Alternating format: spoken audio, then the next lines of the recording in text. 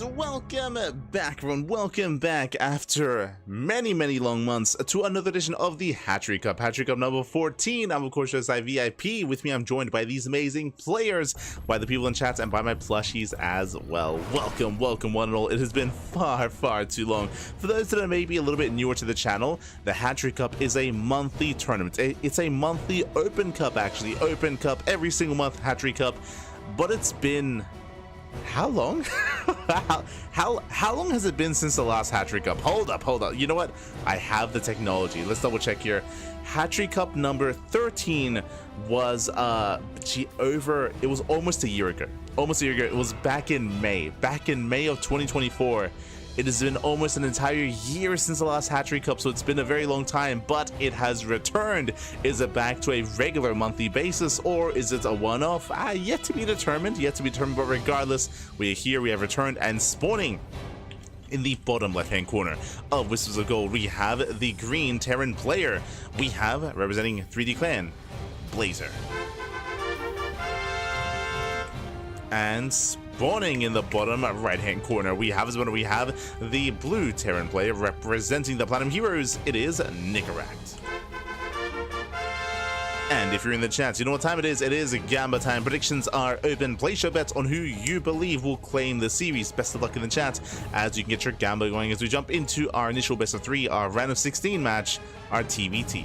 When it comes to the rest of the brackets, we will head on over momentarily to said bracket to catch up on all that is going on after this series. After this series, we'll catch up on the brackets. Otherwise, welcome one and all once again to the Hatchery Cup. Despite the name of the event, of course, it is open to all races, to all players, all shapes, all sizes. Also, a big shout out to Hatsu. Big shout out to Hatsu. Big shout out. Hatsu, of course, is the organizer of the event, is casting on her own channel, and also the organizer, and also the admin and all things Hatchery Cup related. So big shout out Hatsu for hosting the event once again and for bringing back its return. And we're here. We're back. Again, we just wrapped up with Duckling Open. Duckling Open was a couple of hours ago. Now we are back, and even before that, we were live with the KSL, with the Korean StarCraft League. But now we have returned with the Hatchery Cup, and tomorrow we're going to be back with Sparkling Tuna Cup as well. So plenty of content, plenty of StarCraft, plenty of action ahead of us. Let's go. Let us go. For the time being, going to be settling in. We do have our initial opener, Rax Expand Economic Opener out of Nicoract, going for a 1-1-1. Meanwhile, we have Blazer going for a double gas opener, Faster Factory, delayed CC. So we have a Blazer going for a bit of an earlier factory, so earlier tech, earlier aggression out of our green Terran. Our blue Terran, later factory, faster command center, more economic opener out of Nicoract. He's going to be taking a more defensive role. So bunker is on the way. Nicoract is going to be the defender. Blazer is going to be the aggressor. Oh boy. Here we go. So best of luck in said chat. So do settle in. Gonna be settling in from here. And with our initial aggressive opener, we're going to be opening up initially with the Reapers and with a Hellion. Interestingly enough, Blazer doesn't move out. He doesn't move out across the map, so he doesn't quite test the waters. Not yet. He's more concerned about patrolling back at home, waiting for his earlier tank production, getting to the tech lab, getting to the factory, likewise getting into a tech lab on the starport. So tank production, Raven production, potentially even a Banshee as well. A bit of a supply block is going to slow us down though. Yeah, rough supply block here for Blazer. It will delay his first tank because the tank is delayed, and Nicoract is getting to his own cycling production, and Nicoract is catching up when it comes to his build. The faster factory opener is great and all, but again, if you're getting supply blocked for the opener is a little bit shaky, then that will delay, and that will allow Nicoract to catch up and keep up with said production. Devin Durant's makes on the way. We have Raven production here for Blazer. Likewise, Raven production from Nicoract as well. Blazer should be up in tanks and up in Ravens, but again, because of the shaky start, the lead isn't necessarily as clear as it otherwise would be. So we'll see if he can recover. We'll see if he can still maintain that lead and make use of it. Meanwhile, for the most part, we're just going to be settling in here, just saturating on 2 bases, and we'll see if either player throws down additional production or throws down a faster third CC. That's what we're waiting for here. Like a faster, speaking of fast, oh my god. Speaking of faster TC, Nicoract, he does throw down his third command center incredibly quickly. So very greedy. Once again, economic opener out of Nicoract and a greedy follow-up out of Nicoract as well. Meanwhile, Blazer across the map has yet to throw down his own command center. Not yet. He could throw down extra Raxes first. He could throw down a second starport. But there it is. It's going to be a later CC for Blazer. So once again, Nicoract is just one step ahead economically. Is that one step ahead? Behind that, or after that, is going to throw down 2 more Raxes. We see Blazer still building up himself, and once again, Blazer's not really being too aggressive. He does scan, he does confirm the tanks and the Ravens, is aware of the opener, is aware of the composition of Nicoract. Now we're getting into our bio setup. Likewise, 2 Raxes on the way for Blazer. Once again, the Raxes are delayed. They're later than the Raxes of his opponent. So Nicoract so far is looking in a better position. He's looking good, looking solid. Very much so. When it comes to Blazer, we do see that instead of going for additional Ravens, is going to be switching into the Reactor and going for Reactor to Viking production. So Blazer will have the air control with those additional Vikings. Nicoract, on the flip side, he will get there. He's going for a bit of a later Reactor instead of going for an add-on swap, or actually using the starport for add-on production for faster Marines. So instead, we have faster stim, commitment into bio production with 1-1 upgrades, and delayed Vikings out of Nicoract. He might even go for medevacs first. So we are diverting when it comes to the compositions. We have a bio tank from Nicoract, and we have a tank Raven Viking out of Blazer. Is also getting to bio, don't get me wrong, but it's going to be a little bit more delayed. Army dives in, nice lock on, takes down the Cyclone. Does catch a Cyclone. Nicoract's scout is denied. This guy's denied. Scan does reveal the Vikings. Now Nicoract knows. Okay. He knows that we have additional Viking production, which means he knows that he's going to be heading Marines, ahead in bio. Just now getting to his own medevacs, not even Vikings. And Blazer, he will have potential with his army. For those that are curious as to, oh, why are there so many Vikings? Air control is paramount in TVT, just because tanks, they shoot further than they can see. So air control allows you to extend the vision for your tank so they can actually extend and get as much value as possible. Likewise, Liberators on the horizon as well. How do you deal with Libs? Usually with Vikings. So as long as Blazer maintains Viking control, air control, then you can make use of those Liberators when it comes to the main army as well. As Blazer moves out, takes his third base. Meanwhile, Nicoract, his is already saturated, already on 14 SCVs, taking his gases. So Nicoract, he's one step ahead economically, but Blazer is moving in. And again, Blazer, he does have that Liberator lead and Viking lead. So he's got more, of course, he has more Vikings, he has Liberators, and we'll see if he can break through. Meanwhile, Nicoract, he does sneak out across the map. He does double drop into the main. Unscouted. Unseen, unscouted. Blazer gets spotted, and Nicoract, he will siege, and he stims into the main base, stims into the mineral line. SCV is going to be going down. Production is going to be delayed. Ooh, gets a kill here on one of the Raxes, and he's not done. He's going to keep going. He's going to keep pushing in, and now Blazer, there's pressure. There's pressure on the green Terran. He has to move in. He has to push. He has to commit. And he does move forward with that initial Liberator. Oh no, I've overextended. Oh no, they got siege! Tank on sieges, Liberator goes down. There was no support for the Liberator, and with that, the drop in the main base is wreaking havoc. It's ending the game. Blazer, he turns everything back around. This one double drop is doing too much damage. Takes down the tank, takes down the production, that gets one mineral line, and now going for the other. GG gets called. In one fell swoop with one double drop, Nicoract, he pops off, and he takes game number 1. Whew. GG. Very impressive play there by Nicoract. Again, Blazer, when it came to his opener, it was an opener, it was a solid opener, but I say solid opener, did mess up a little bit when it comes to his the execution of the initial build, and unfortunately by the time he moved out, he didn't have vision of any kind of drop play. It does feel like he missed his timing, and he wasn't able to quite make use of the army itself. Nicoract was in position. He was in position, he had the high ground, he was sieged up with his tanks, he was able to hold the line and get away with that double drop, and that double drop just won the game. It just won the game for Nicoract. It was crazy. It was intense. GG. GG. Well played. Whew. Nicoract, he will take a lead in the series, and we'll see if he can extend it and take the series. Bearing in mind, it is going to be, of course, a best of 3. So Nicoract, he needs one more game to take it all, to win it all, and advance on into the next round. And we'll get to who's going to be waiting for him, or who's going to be potentially up against him. We'll get there. We will get there. Until then, hope you're all doing well. Yes, exclamation mark B in the chat to have a look at the back of yourselves. Otherwise, looks like we are diving into game number 2. Game 2 is going to be on Abyssal Reef. Let's go. Abyssal Reef as game number 2.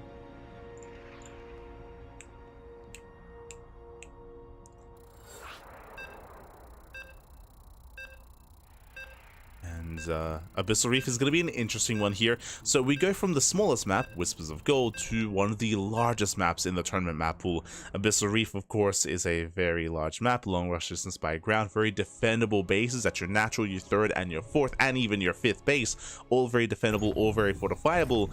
Because of that, we could see a very different style out of our players. We'll see. As spawning in the top left-hand corner of Abyssal Reef, we have our Red Terran. You have our Red Terran player representing the Platinum Heroes, leading the series 1-0. It is Nicoract.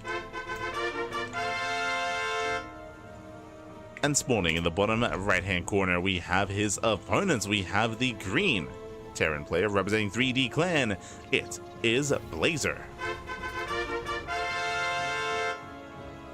Here we go.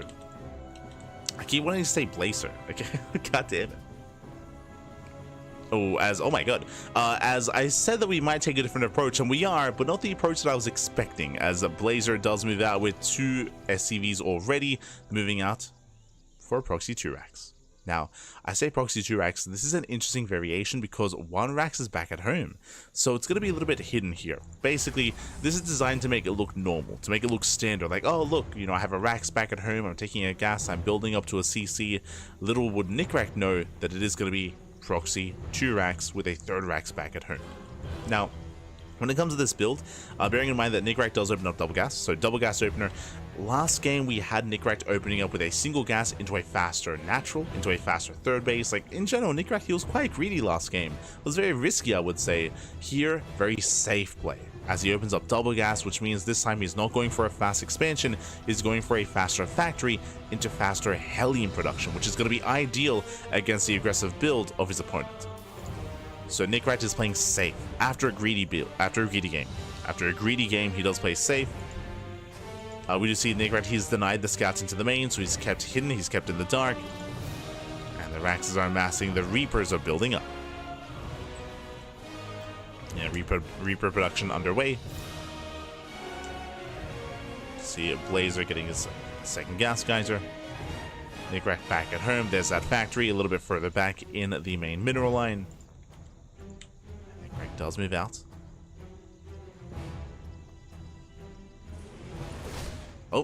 Who shoots first? Oh, I believe Nicoract, but it does take a KDA charge to the face. Nicoract, he has to retreat. Has to pull away. Does hide in the tall grass. In the reeds. And Nicoract will shoot first. Ooh. Has to back off though. Has to pull away. Likewise, we do have a flanking Reaper. Nice catch. The Reaper does flank, and Nicoract will lose one of his Reapers. Massive pickoff. Nicoract has to pull away. The CC's in trouble, but he has a Hellion in production. Without that Hellion, though, the SCVs are going to be exposed. SCV force back. Hellion has arrived. With the help of the Hellion, yeah, he can zone this away. Nicoract again. The safe build does pay off. Ooh, takes down one of the Reapers, and he has control of the ramp. Chasing this any further is risky. Yeah, he has to back off. He has to respect it. He has to respect the army. Ooh. Reapers a lineup, massive connections. Gets 1, gets 2. Takes down 2 Reapers. A 2nd Hellion has arrived in Nicoract. Yeah, he shuts us down. He completely shuts us down. It was a big gamble by Blazer. He was hoping that Nicoract would be greedy again, but Nicoract was anything but greedy. Nicoract, nice control. He pulls away the weakened Hellion, pulls it back to repair. Takes control of the map, and Blazer, he is in trouble. And he's still making nothing but pure Reaper. No SCVs back at home, no saturation. Nicoract, he's getting up to 2 bases. The longer this goes on, the better it is for Nicoract. He does not repair that Hellion, so it's still a little bit weakened. It's still 1 shot away from going down. He also does bypass the Reapers. And we might end up in a base trade. Blazer is going for the mineral line. SCV's going to be going down, and Nicoract, is he going to commit? I guess he has to, but he has to break down a full wall. Yeah, we're just going for the base trade. SV's going to be falling. Likewise, Nicoract, he does get into the middle line. SV's also going to be going down on both ends, on both sides. He does force the SVs down to the low ground. Buying time for the Banshee. Banshees are on the way up. Nicoract in position. Likewise, the Reapers, they pull back to the Hellions. Hellions, they roast off the middle line. Every single SCV goes down. Yeah, every worker falls across the map. Reapers, they bust into the main, but there's a Cyclone. And the Cyclone kites well. Oh, the Master Repair. Oh my god. Whew. Master Repair in time. GG gets called as Nicoract, he wreaks havoc and cleans up everything across the map. He defends back at home. Good luck in the next round. Well played, and Nicoract will claim the series 2-0. GG. Whew. GG, well played, Nicoract. He will claim the series. Very impressive play, the very impressive performance by Nicoract, as he does come out on top. He does fight well. Likewise, just really safe play out of Nicoract. He rolled the dice. I say he rolled the dice. Really, Blazer rolled the dice. Blazer rolled the dice. He was hoping that Nicoract would be greedy, but Nicoract, he was not. Nicoract, he was playing very safe, in a sense, very good star sense or game sense, or again, did just pick his opener very well.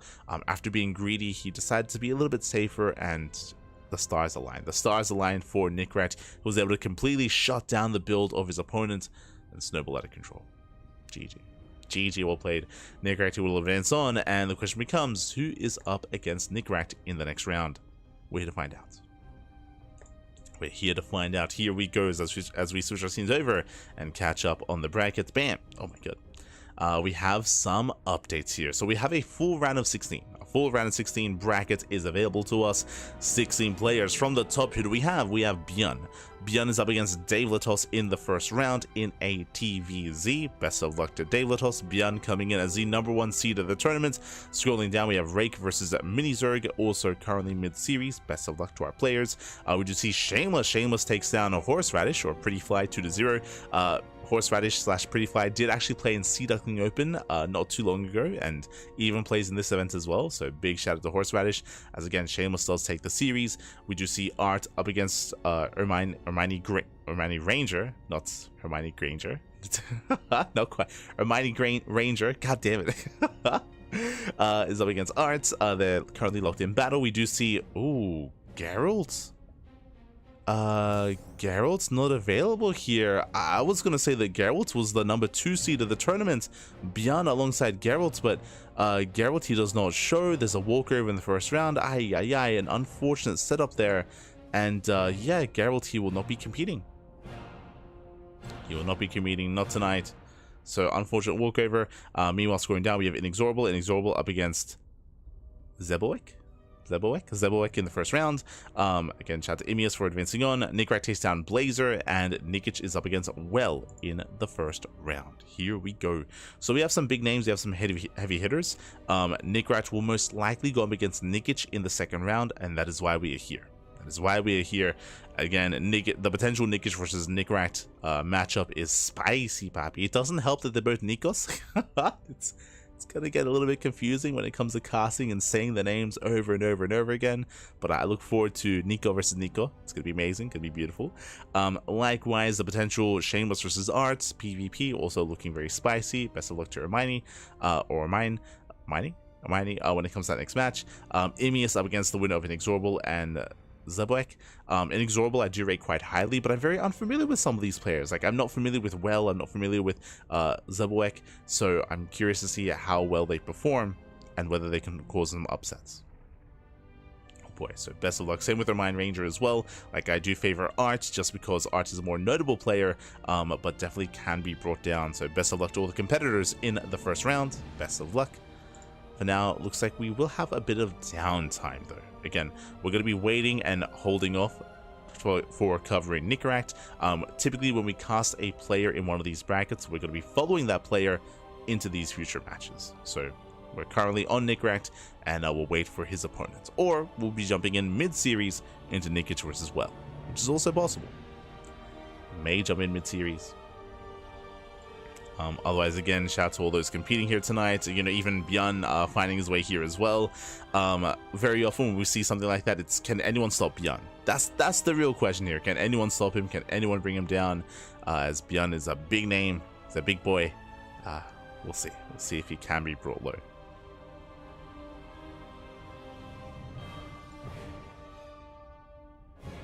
Just catching up in the chat.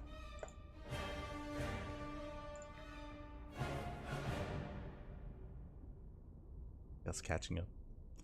But outside of that, I guess, yeah, we're going to be going on a short break. We're going to be going on a short break, so take this time to get some snacks, get some food, get some water, drain your disruptors, massage your marines.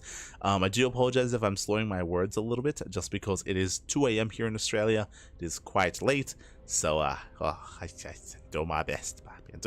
Do my best to stay up, stay awake, and power on through. We can make it. We can make it. For now, though, we'll see you guys in a moment. We're going on that break, and we'll see you guys once Nikich is available, either mid-series or against Nicoract. We'll see you soon. We'll see you soon.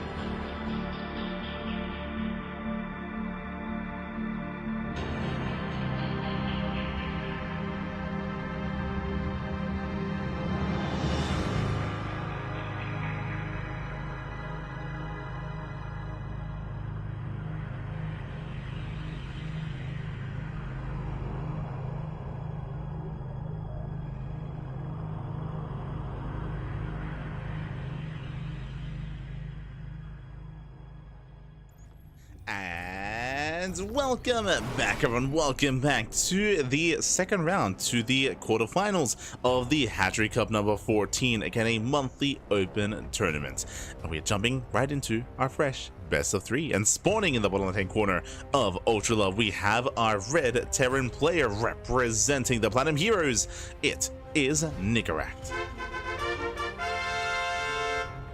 And spawning in the top right-hand corner, we have his opponent. We have the blue Zerg player from the land of Belarus, representing Alien Esports. It is Nikich. Let's go. We got Nico versus Nikki. Beautiful, beautiful. All the Nikos, my beautiful. There's like 5 different Nikos in StarCraft, by the way. Just saying. God damn it. But for now, we are going to be settling in here, and we'll see how this turns out. I mean, honestly, both players are going to be very, very closely matched. And if you're in the chat, oh my god, how could I forget? Predictions are open. Place your bets on who you think will take the series. Best of luck in the chat as you can get your gamba going. So best of luck with those predictions. Coming into predictions here, Nicoract and Nikich are very closely matched, is what I will say. I'm hoping for an ace match. I think I do lean towards Nicoract. I want to say that Nicoract's weakest matchup is TVZ, but at the same time, it's also very deadly. It's a very deadly matchup here for Nicoract. He has been able to bring down some big names in the past, so we'll see what he does go for. We'll see if he can bring Nikich down. Here we go. For the time being, we do have our initial opener here. Ranks expand out of Nicoract. Nothing crazy, nothing fancy. Likewise, Nikich across the map going for its own hatch gas pool. Standard opener out of our blue Zerg player. Standard opener out of our red Terran as well. So far, so good. So we are just going to be settling in and calming down. Likewise, ACV Scout will confirm the timing of the hatchery, making sure there's no pool first, making sure there's no gas first, making sure there's no shenanigans here from the side of his opponent. Likewise, Reaper is on the way to delay said expansion, ideally to delay the third base, to contain, and maybe even get a drone kill. This initial Reaper shouldn't get any workers, it shouldn't get any significant damage done, but I mean, it is possible. We'll see. Now, dips in. Does dip in. Pulls away. Oh my god, jeez. Almost gets surrounded, playing with fire. Yeah, Nicoract playing with fire. He does pull back. Meanwhile, I don't see a third. I don't see a third expansion, and I believe Nicoract sees no third base either. Nicoract, he's double checking. Double checking. Is there a third? No third expansion. Where is the base? Minerals being sent somewhere else. On a Roach Warren. Roach Warren is on the way instead. So we do see a very aggressive build here from Nikich. And Nicoract, he confirms. He's like, wait, where's the base? Where's the expansion? What's going on? What's happening? And he's double checking. He's triple checking. Looking for the hatchery. And again, it still does not exist. Alarm bells should be blaring. We should be seeing a defensive setup here. We're going to have some Civ City. Hellions on the way. Add-on swap into Banshee production eventually. But here come the roaches. The roaches are amassing, and Nikich is pushing here and now. Going for an early push. Nicoract, he confirms. Yeah, he knows. Does confirm he does see the roaches. He's now fully aware of what's going on. And back at home, he's setting up a bunker on the high ground. He needs that bunker desperately. Now, Nikich is not an all-in. He's droning. He's droning up behind this, but this is still very committed. Very committed build here by Nikich. Nicoract, he has to respect it. He's racing all the way back. He has to be ready to pull the boys away to save and preserve their SCVs and to defend the main. As we go, 6 roaches, they waddle in. Waddle into said main base. Does target down 1 SCV. Gets one, just the one. So 1 SCV goes down. The wall does lift in time. And repairs are going to be close. Can it repair? Yeah, not in time. Yeah, the repairs are not in time. Roaches, they bust into the main. They bring down the depot. They bring down a Hellion. At least they attempt to. Yeah, Hellions are going to be going down. So far, 2 Hellion kills, getting up to 3, getting up to all 4. Yeah, the Hellion count is reset, gets 3 SCVs. This will eventually run out of steam. But his trading is getting damage done. Gets 1 more SCV. And as that settles, what did we get? What did we lose? So far, okay, it was 4 SCVs and 5 Hellions alongside a reactor. Denied mining time at the natural, killed depot, of course, and lost mining time in general. So, decent damage here. Bearing in mind, though, it did cost Nikich 6 roaches, 1 ravager, 4 lings, and a delayed third base.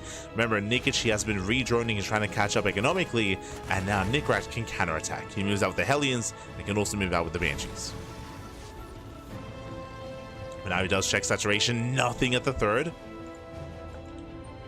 Does confirm there's no droning here, at least not at the third base. We have a double Evo chamber out of Nikich going into 1-1. Getting into 1-1 Mule Banshees, they kept at home. Okay, so we just see Nicoract playing it safe. By keeping the Banshees back at home, he's ready for any kind of run by that slips by, like any kind of roach counter attack. Looks like enough time has passed, he's realized he is safe, and now he moves out with those Banshees.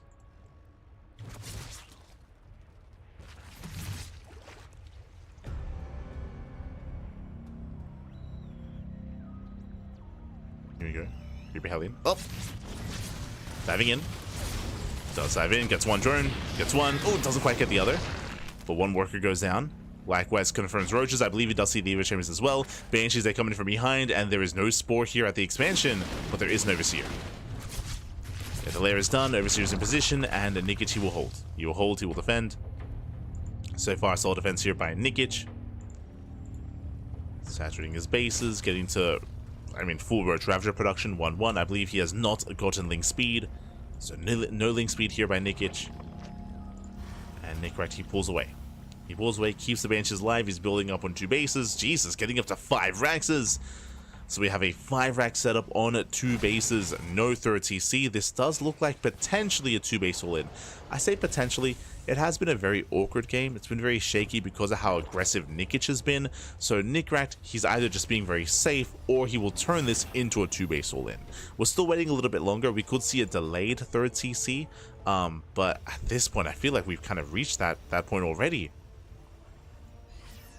Might be too late for that. To expand, I mean.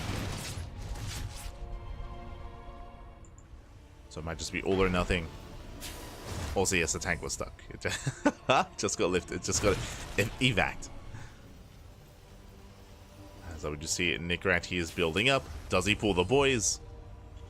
Moving out with this first tank. Second tank is on the way. Oh, sorry, they're actually leaving the tanks at home. Just looking for Overlords. Yeah, that tank is stuck once again. Like, every time he has to go over an elevator. So some rough sim city here for Nicoract.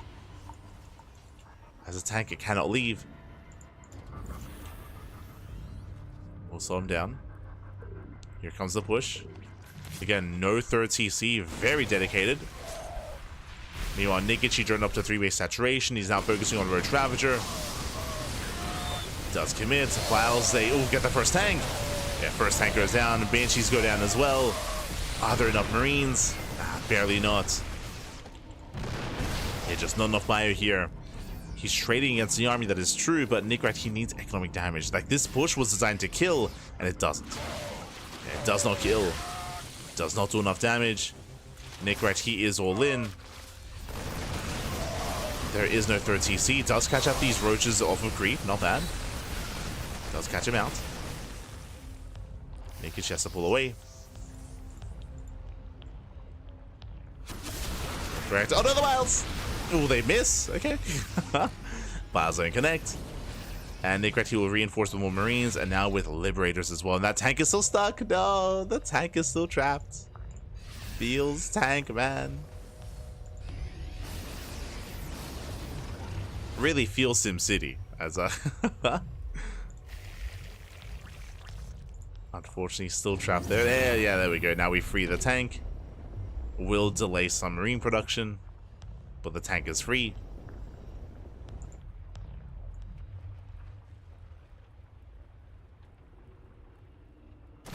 Meanwhile, Nicoract does get past the army, not bad. Nikich racing back home. Nicoract getting into the middle lane, gets one queen. Does focus on the drones. Nice trades. Getting 6 drone. Oh my god, 6 drone kills. Nice economic damage. Nikich out of position. Nicoract moving in. Does move in. Cleans up the creep. Tanks late to siege. The Vials, they bring down the first tank. First tank falls. What about the second? It's gonna get picked up as well. Yeah, one final pile. Both tanks go down. The Bio army barely standing. Nikich still moving in, and the ByuNs, they shut down the Liberators as well. The ByuNs are just too good. They're too good. Nicoract GG gets called. There was no third CC. Remember, Nicoract, he was completely all in, and he fails to break his opponent. With that, Nikich takes a 1-0 lead. Whew. GG, and a very chaotic game, very chaotic. As a reminder, we did have Nikich opening up with a very fast Roach Warren, and we saw Nicoract trying to deal with that, panicking to deal with that as well. Did take quite some damage to it, and the counterattack just was not good enough. He wasn't able to deal enough counter damage to equalize or even to take a lead. And in the end, he was forced into a 2-base all-in. Just forced into a 2-base all-in. He did not expand. It was all or nothing. And with that, Nikich, he held well. He wasn't too greedy. Nikich, he didn't overdrone. He got workers at 64. That is just under 3-base saturation. And was then focused on purely Roach Queen production. Or Roach Ravager production. GG. GG, well played. And with that, we're now getting into our next game. Spawning in the top right-hand corner of Amygdala, we have our red Terran player. We have our Platinum Heroes Terran. Down in the series, we'll see if we can bounce back. It is Nicoract. And spawning in the bottom left-hand corner, we have his opponent. We have the blue Zerg player from Belarus, representing Alien Esports. It is Nikich.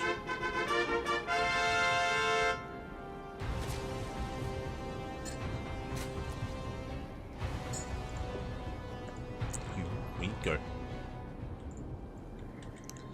So players are setting up. Again, Nikich with a very quirky game and forced an odd response at Nicoract as well. It was just a very shaky back and forth in game number 1. And with that, now takes the lead. And we'll see if that quirkiness continues into game 2 as well. As we saw, Nikich, he can be a very aggressive player himself. I mean, both players really were. It was Nicoract's build that was more of a response to Nikich. We'll see where that takes us. For now, Hatch first. And everything's looking normal so far. Hatch, gas, pull. Standard opener out of Nikich, but we expect standard openers. I mean, I should say, game 1 was also a standard opener when it came to the initial build, and then deviated quickly with that Roach Warren. So once again, the pressure is going to be on Nicoract to confirm, is the third base going to be late again? Remember, last game, it was the lack of third base that did tip Nicoract off, and eventually he did confirm what was happening, but it takes some time, and again, damage was still done. So we'll see if he can scout earlier and have a better response. So yeah, see if he's moving out. We do have a standard opener out of Nicoract going for a ranks expand. Reaper is on the way.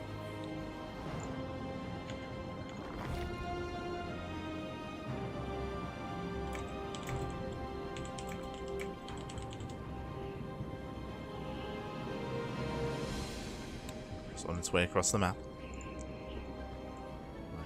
Back at home, still droning, still saturating, pulling out of gas, getting into link speed. This time I'm going to be a little bit more attentive here to the gas income. Yeah, as this time he pulls out of gas, no excess gas, and we're going for the third. So this time standard build out of Nikich. This time no crazy early tech. Nicoract dips in.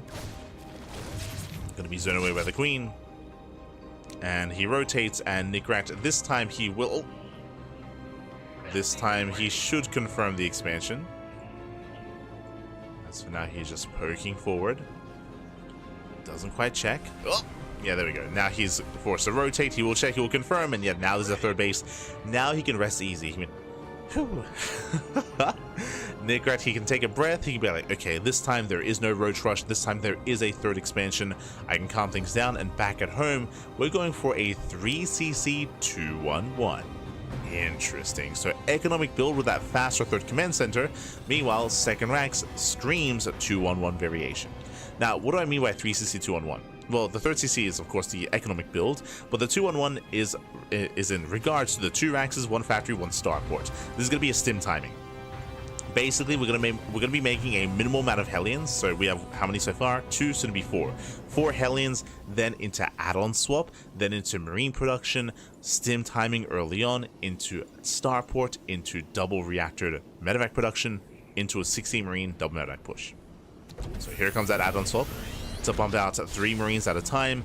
Again, we're done with Hellions. The downside of this build, as you're seeing, is the lack of Hellions. In a standard TVZ with a 1-1-1, you'd build up to 6, you'd build up to 8 Hellions, and you'd be able to deny creep and dance with the army, force out lings, and even threaten dives into the mineral line with an abundance of Hellions. Here, the Hellion count is very low. Very low Hellion count, so Nicoract, he'll have less of a map presence, he has less to really threaten the creep and less to threaten the mineral lines. Already one Hellion almost goes down. Oh, the surround! He gets caught out, he overextends, he's gonna lose 1, 2 Hellions. That should not have happened. Massive loss here for Nicoract. And Nikich, he can get comfortable. So a rough start for Nicoract. Not the biggest of deals, as again he's building up towards his 2-1-1. Overlord Scout comes in and the Overlord does confirm both racks. Big scout, big tell here for Nikich. He knows what's going on. He's aware of the Marines and of the medevacs.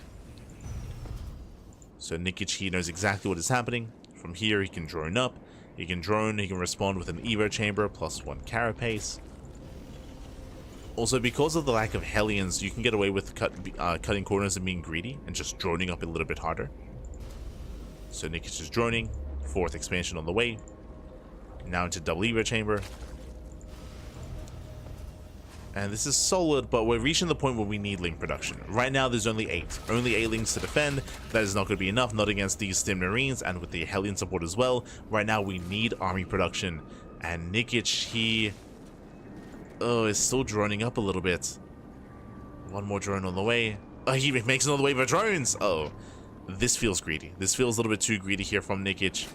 Again, he only has, what, 8 links to defend. He has a couple of queens, but I don't know if that's going to be enough to save the expansion. Link production starting up here almost at 6 minutes. At 5:45.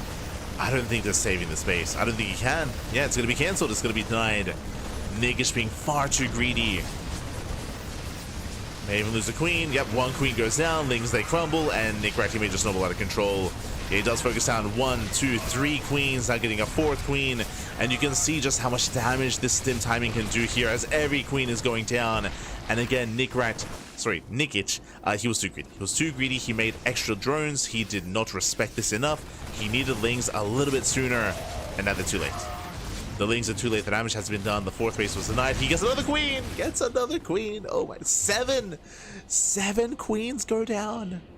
7 queens, 22 lings, 2 overlords, denied expansion, and for what? For 5 marines. Only 5 marines do fall. Very nice trade here by Nicoract. And again, Nikich, he didn't start making lings until 5:45. Far too late. Far too late for his ling production. Nikich is being too greedy, and now Nicoract has momentum. Losing the 4th base doesn't mean, you have no economy. It also means you have no production. It's going to be denied for a 2nd time. That's a kill, not a cancel. Nikich, he's falling apart. Nikich. Failing run by. Oh my god, gets 16 SCVs.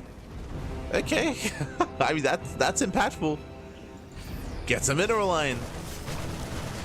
Not a bad start. Bailey's at 1 lane. Oh my god. They get a decent connection. Nicoract forced to pull away. He scans looking for the 4th base, confirms that there is still no 4th. I do still favor Nicoract in this position, but Nikich, he's getting some hurt in. He's definitely getting, he's able to fight back. Cripples the economy, catches some of the bio army.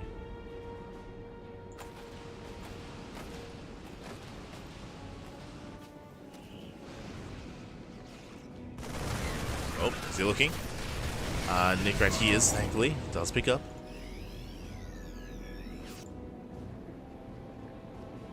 Let's pick up.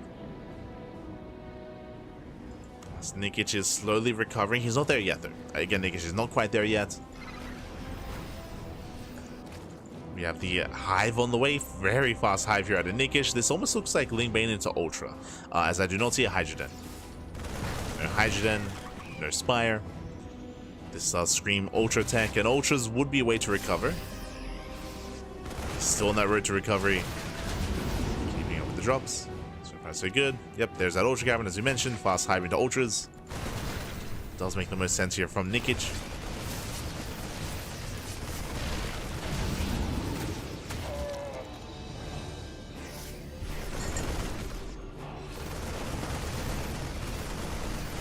So we go, Nicoract moving in. Oh, another kill! God!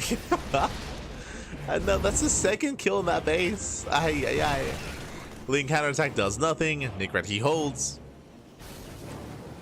Shuts down the Lings. Nicoract dropping into the main.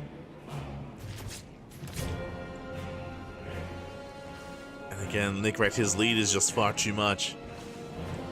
Insurmountable. He's moving out with his main army. Again, he's been doing damage with drop play, but the main army is finally moving out.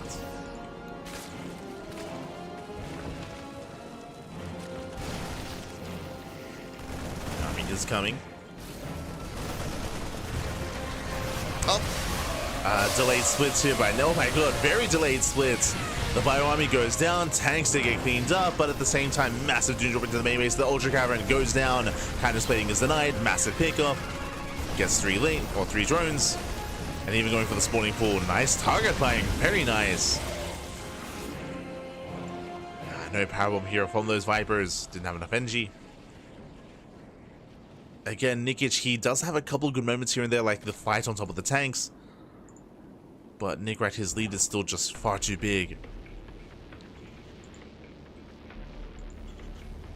Nicoract is on a 3-base economy. He still has, he still had a higher SCV count. Now moving out once again. Another double drop.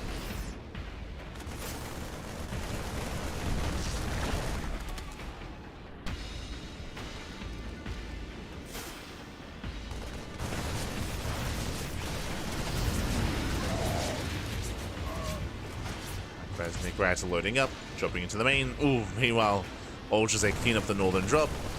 Power bombs coming in. Nicely done. Medevacs they take a lot of hits. Oh, second power bomb doesn't quite land though. Doesn't quite persist.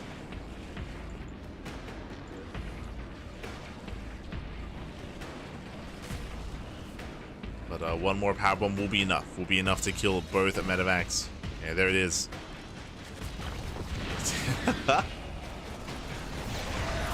Good, does kill both.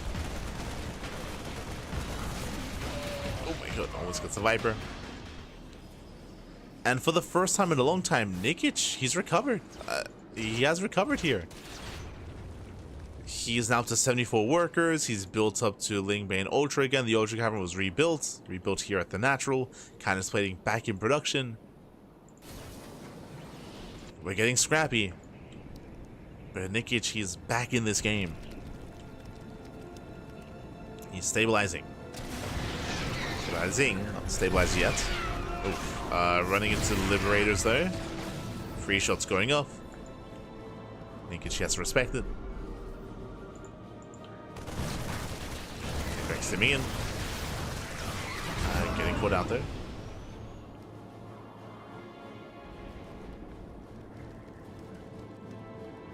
Does get caught for a moment. Likewise, Nicoract, he's about to max. He's about to max out with a Bio, with Ghosts, Tanks, Liberators. Like, he has the ideal army here. Still lacking 3-3. I will say that. That is true. But once 3-3 kicks in, I mean, Nicoract, he's going to have everything he needs. It'll come down to the engage. It comes down to whether or not Nikich can catch Nicoract on siege. True. Catch him out of position, unawares, get us around on the Ghost. When it comes to the engagement itself, there is potential for Nikich to get a better trade. I emphasize that just because some of these fights have not been going Nicoract's way.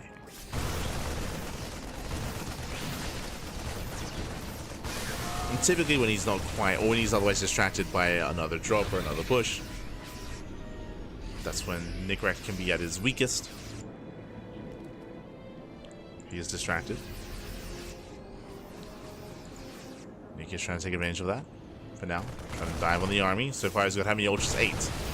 8 ultras from Nikich. Oh, there goes. Oh no! Ghosts get left behind. Massive pickups. Oh my god, that should not have happened. Almost every ghost goes down. The Bio army does take some massive alien shots to the face. And the ultras are overwhelmed. Wow, the ultras overwhelmed. They shut down the ghosts. They shut down the tanks. Again, it was a very impressive start by Nicoract. The first half, the first 2/3 of this game was well in favor of Nicoract. But some really rough engagements. Some really rough fights did not go his way. But he was losing drops. He was losing tanks. He was losing his Bio. And you can never count Nikich out, as he did just persist. He persisted. He persevered. He will lose this push.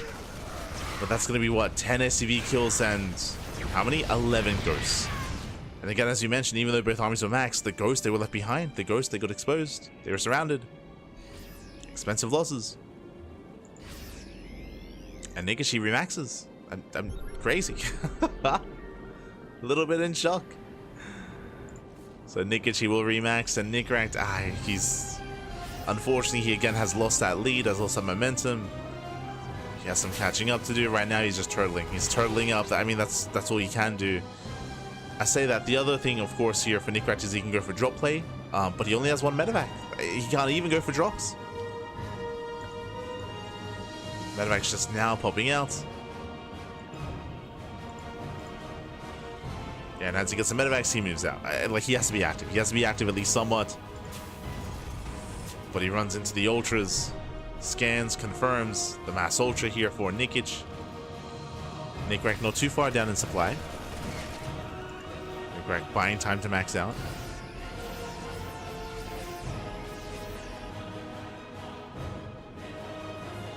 The scan reveals the spire, reveals the hive. Of course, is already known. Tanks are exposed. Getting 2 tanks already. Can he get the planetary? Ooh, he can. Bailings, they smash in. A planetary goes down. Likewise, second planetary to the corruptors. Nikich, he's just all over the place. Takes down the planetary, takes down both planetaries, I should say, the gold and the northern fourth. And with that, Nicoract is down to 2 bases. Down to, I should say, a 2-base economy. 0 minerals here in the main. He's got 3 patches here at the natural. He's got 4 patches here at the third. It's barely an economy for Nicoract. Now, Nicoract, he does have a large army, that is true, but he cannot rebuild it. Nice snipes here on the ultras. 3-1, 2 ultras going down. Bailings, they trickle in. Another ultra falls. Very nice snipes. Snipes are solid. Fungal goes off, but Nicoract, he's holding. I say holding. He does clean up the army, but that was a tough hold for Nicoract. It was not easy.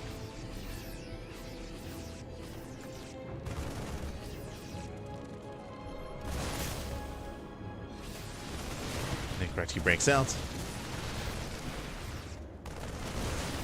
I mean, he's all in at this point. Nicoract, he's all in. He has to commit. He has to do something. Nice spread, a nice siege. Base is going to fall. We have 5 ultras on the way for Nikich. As Nikich, he has too many drones. He has 97 workers. It's killing him. But the drones aren't helping. Ooh, nice fungal. Nice flanking fungal. Takes out the tanks. Nikich still with a greater fight, with a greater surround. GG gets called as Nicoract, he runs out of steam, and Nikich will take the series 2-0, advancing on to the next round. Whew. GG, well played. Very impressive performance there by Nikich as he does claim the series. Again, Nicoract had a much stronger start. Nicoract, he was in the lead. He killed the 4th base. He killed 7 queens with his 3cc 2-on-1. Like, Nicoract was in a commanding position, but we saw a couple of rough fights. We did see a couple of rough fights here and there. When it came to engaging with the ultras, when it came to the drop play as well, like, he was losing just a little bit too much, and with that, Nikich did overpower, did overwhelm. Nikich does claim the series, and we're getting ready for the semifinals. As we get ready for the semis, papi, ¿qué tal? ¿Cómo estás? Bienvenidos todos de Enki's stream. ¿Qué tal? ¿Cómo estás? Hopefully the stream and the cast went well. I believe you were covering the StarCraft Evolution League number 9. Thank you so much, Enki. El hermoso, papi, el hermoso. Ay, gracias, papi, gracias. Oh my god. Bienvenidos todos. Aquí estamos casteando en inglés, no en español. Aquí en inglés. Pero gracias para el raid. Gracias, muchísimos, Pai, muchísimos. El mismísimo Enki. / shout out at Enki.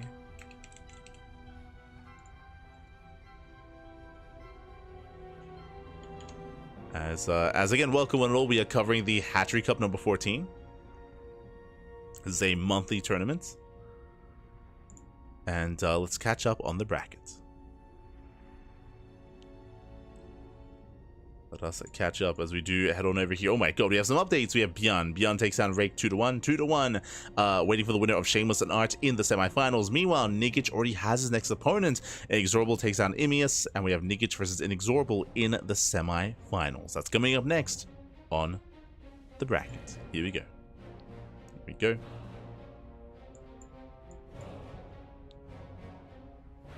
Just catching up.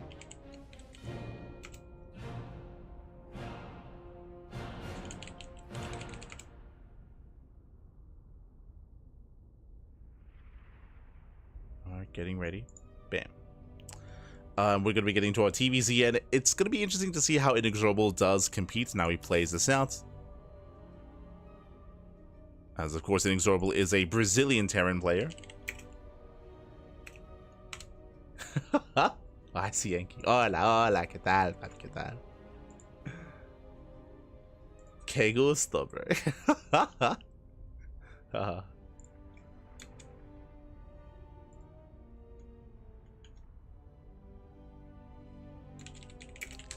But we have some downtime. We do have some downtime here as we are waiting for the lower semifinals to wrap up. Again, INexorable and Nikich are still locked, or they're about to conduct their vetoes, and then we'll be jumping into those lower semis. ByuN is waiting for a Protoss opponent, either Shameless or Art. One or the other will face off. Will face off. So we do have some downtime. But I'm looking forward to the weekend. For those that are curious, the HSL, the Hispanic Star League, is going to be taking place over the weekend, and we'll be all over that.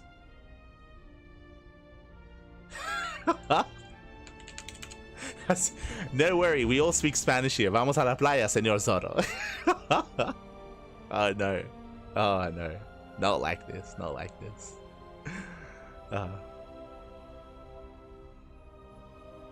Disculpe que aquí estamos casteando en inglés, no en español. Do apologize. But yeah, for now we are setting up. And we're going to be going on that short break. So when we return, we will have our next matchup. We'll have our next series. We'll see you guys in a couple of minutes here with INexorable versus Nikich. See you soon. See you soon, Pappy. See you soon.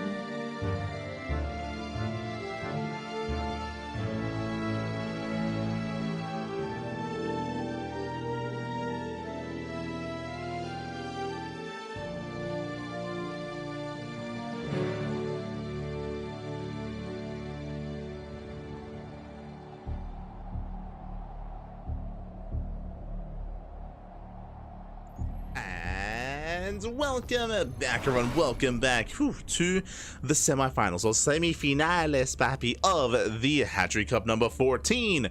I do apologize for that break, but for that wait even, but I hope you enjoyed that brutal OSC as we are jumping into our fresh best of 3, spawning in the bottom left-hand corner of Leylines. We have the red Zerg player from Belarus representing Alien Esports. It is Nikich. And spawning in the top right-hand corner, we have his opponent. We have the yellow Terran player from the land of Brazil, also representing Alien Esports. It is INexorable. And if you're in the chat, you know what time it is. It is Gamba time. Predictions are open. Place your bets on who you think will claim the series. Best of luck in the chat. Nikich with, I would say, a crazy upset in the last series. Again, Nicoract had some strong moments and some strong plays, and I was expecting an ace match, but no, Nikich had a crazy comeback. He had a crazy performance to be able to bring it all the way back and to claim the series in a 2-0 end scoreline. It was crazy. It was wild. We'll see how it compares to INexorable. Now, coming into this after Nikich's win, I have to favor Nikich. I have to lean towards Nikich here when it comes to our players. At the same time, INexorable has been a very strong contender in the Latin American region for quite some time. What I will emphasize though is that we have been seeing a little bit less INexorable over the past month. The reason for this, we did ask INexorable this morning. I was like, Papi, where have you been? Like, what's going on? I haven't seen you in a while. INexorable did explain that he was busy with his exams. He was busy with his exams, his college exams, so he was otherwise preoccupied. He could not compete for a month. Because of that, is he rusty? Or is he still in form? That's the question. That's the real question. If he's in form, then I'm excited for a back and forth. We'll see if INexorable can bring it to Nikich. Let's go. Let us go. As for now, we are going to be settling in. Now we have our initial openers here. A Hatch Gas Pool, standard opener out of Nikich. Likewise, the CV Scout will will distract. Will be annoying here in the mineral line. Taking a lot of damage, but does delay mining here from that one drone. SCV pulls away. Third base soon to be taken. Nikich in position. So far, so good. Reaper does poke in. Dancing with the army. Again, shouldn't get any drone kills, and so far has not. So far, so good. Likewise, Marine does find the Overlord. Very nice catch. Overlord is going to be going down. Nice pick off early on. Reaper confirms that there is a third expansion, and Nikich, he pulls out of gas. I want to point out for Nikich, just because he has been prone to be hyper-aggressive, does pull out of gas. Likewise, Overlord will live just barely to fight another day. Oof, does pull out. And behind this, we have hidden 2 Raxes. I mean, the Overlord scout is still going to be denied, as the Overlord is very low in HP. The Marine is racing on the Marine is racing on over. I have to catch that Overlord. I have to get him. Can I get him, Papi?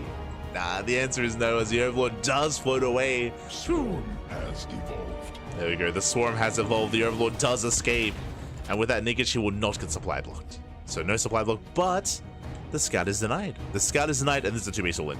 2-base all-in. INexorable, he's going for a 3-rack setup, and this screams Hellbat push. This screams armory with continued Hellion production into Hellbats. This is going to be hyper-aggressive Hellbat timing here, sim timing with Hellbats from INexorable, and Nikich back at home. He is still in the dark. He's still unawares as to what's happening. Oh boy. So INexorable, he does move out. Pans out with those Hellions.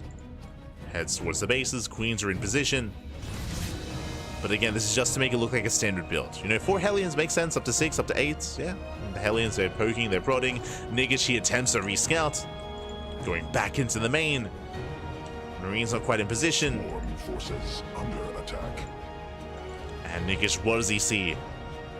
What does he confirm? Now, seeing a reactor on the racks is a big tell. It's going to be a big tell here. Overlord does get a little bit closer.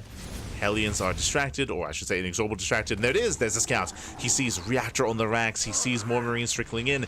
This is odd. This is weird. This does not look normal. The starport is missing. The racks with the tech lab is missing. This screams aggression. Yep, there it is. Instantly. And because this looks so weird, Spine Crawler. Spine Crawler's on the way. ByuN is thrown down. He's getting into Ling Bane, but is it too late? Is it too little too late? Hellions, they poke in. Armory still not done. Ooh, which means Spineclaw is going to finish. Spineclaw is going to finish in time. ByuN will finish in time as well. So far, good reactions by Nikich, recognizing that something was amiss. And now here comes the push. Here comes the all-in. How many Hellbats? 10. Soon to be 12. So 12 Hellions about to morph into Hellbats. The Overlord will confirm. Yeah, he sees everything, he knows. Queens are moving in. Baling production has begun. Oh, Hellions are a little bit premature. One Hellion gets picked up ahead of time. And now it's time to morph in. It's time to morph. Oh, it's morphing time. God. As Hellbats, they waddle forward. Bailings, oh, nice target firing. Very nice target firing. Bailings, they go down, and not the best connections. Now we're going for the Queens. We have more Bailings on the way. 3 more Bailings. Better connections. Hellbats are falling. There's one Hellbat left. Queens are going down, but there's just not enough here. Barely not enough. That second wave of Bailings may just have been enough here for Nikich to hold. And INexorable, remember, this was an all-in. It was an all-in. There's no third CC. There's no command center. Nikich, he's on 3 bases. He's up to 54 drones. The longer this goes on, the better it is for Nikich. He did end up losing a couple of queens, but there's still 7 queens remaining. Plenty. Here comes the second wave. Yeah, the boys are being pulled. It's all or nothing. The boys have arrived. Hellbats morph in. And one way or another, the game ends. Either INexorable kills Nikich or he dies trying. Oh. Bailey's all in. They connect with the Hellbats. Likewise, nice target firing on the Queens. Bailey's not ready. The Bailey's not ready. The Queens are going down, and the all-in. The second wave, it's working. The Bailings, it's too late. They try to connect. Nice kiting, very nice kiting. Oh god, one connects though. 2 can no, he takes the Bailings to the face. GG. He takes the Bailings to the face, and Nikich, he survives. And Nikich takes game number 1. Whew. INexorable, he was so close. INexorable, he was so close to winning then and there. Again, if he was able to have some better splits against those Bailings, and maybe, just maybe, it would have been enough to break through the Bailings, to build up that Marine count, and to just snowball out of control then and there. He was so close. I was shocked by how well that second wave worked, but just barely done enough. Just barely. He took 2 Bailings to the face. That cleaned everything up. Cleaned everything up then and there. GG, well played. We're now making our way into game numero 2. Let's go. We're getting into game 2. And we'll see if INexorable can bounce back. And spawning in the bottom left-hand corner of Ultra Love, we have our Brazilian Terran player, the Yellow Terran, representing Alien Esports. Down in the series, we'll see if he can bounce back, we'll see if he can recover and force the ace match. It is INexorable.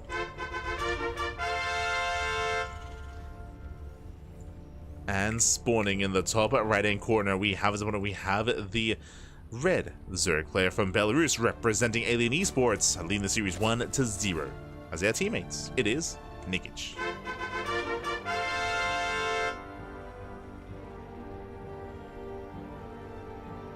Just rewatching. Just rewatching. Crazy moments. I apologize if I shook the camera too much as well. I was getting excited back. I was getting excited. I apologize. But GG, well played. And yeah, for now we're getting into game number 2. Crazy 2-base all in there out of INexorable. We'll see what it goes for here in that second game. For now, standard opener. Standard openers here out of INexorable and by Nikich as well. Everything looking as it should. Hatch gas pool and racks expand.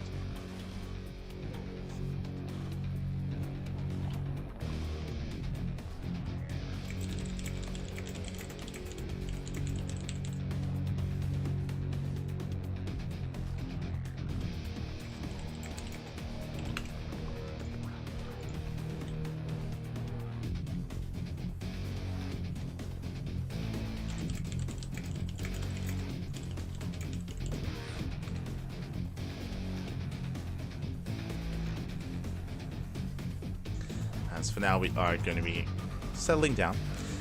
Whew. Just taking a moment. I still have to recover after that last game.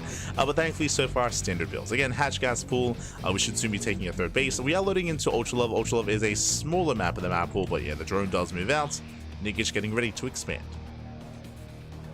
Is setting up for the expansion. Reaper dips in. Does dip in. Gets into the mineral line. Chips away at the worker. Wings, they get a surround. The drone's getting low. Oh my god. Yeah, the drone does get low, but the Reaper does not quite get the kill. In the end, Nikich, he holds. He holds, he defends. Meanwhile, once again, the Overlord gets caught out, but this time there is a pillar here, and the Overlord will escape. The Overlord does get away. And do you see what? Oh my god! Do you see what I see? Third command center. Unlike the previous game, we have a third CC on the way. So INexorable. This is a macro build, economic, no crazy 2-base all in with Hellbats. Nothing of the sort. This time, standard build. For now. This could still turn into a 3cc 2-on-1. This can turn into a 3cc Banshee opener instead. There's potential. Definitely potential here for INexorable. They pull away. To pull away. And where's the starport? So it's going to... This looks like 3cc Hellbats. There's no second racks. I mean, there soon should be. But yeah, okay, so we do have really fast stim. Really fast stim is being researched here for INexorable. This is not standard. It's not standard. It's still economic, which is why I'm leaning towards a more macro variation of Hellbat push. This is a little bit old school. Oh, never mind. We do go for the add-on swap. Throwing down 2 more Raxes. Okay. Let him cook, Pappy. Let him cook. This is going to be more aggressive. So this is not your typical 3cc 2-on-1. As you can see, heavily delayed starport, extra Raxes. It means that on the one hand, INexorable, he will have less of a map presence. You can see here, this is actually quite similar to the game that we saw from Nicoract in game number 2 of his series. Now, if you remember what had happened, Nicoract, he went 3cc 2-on-1, and he went for around a 6-minute timing with 16 Marines and 2 medevacs. I think just before 6 minutes, actually. I believe this will hit later, though, for INexorable because of how heavily delayed. Oh my god, getting up to 5 Raxes. But you can see just how heavily delayed the starport is. The starport is heavily delayed.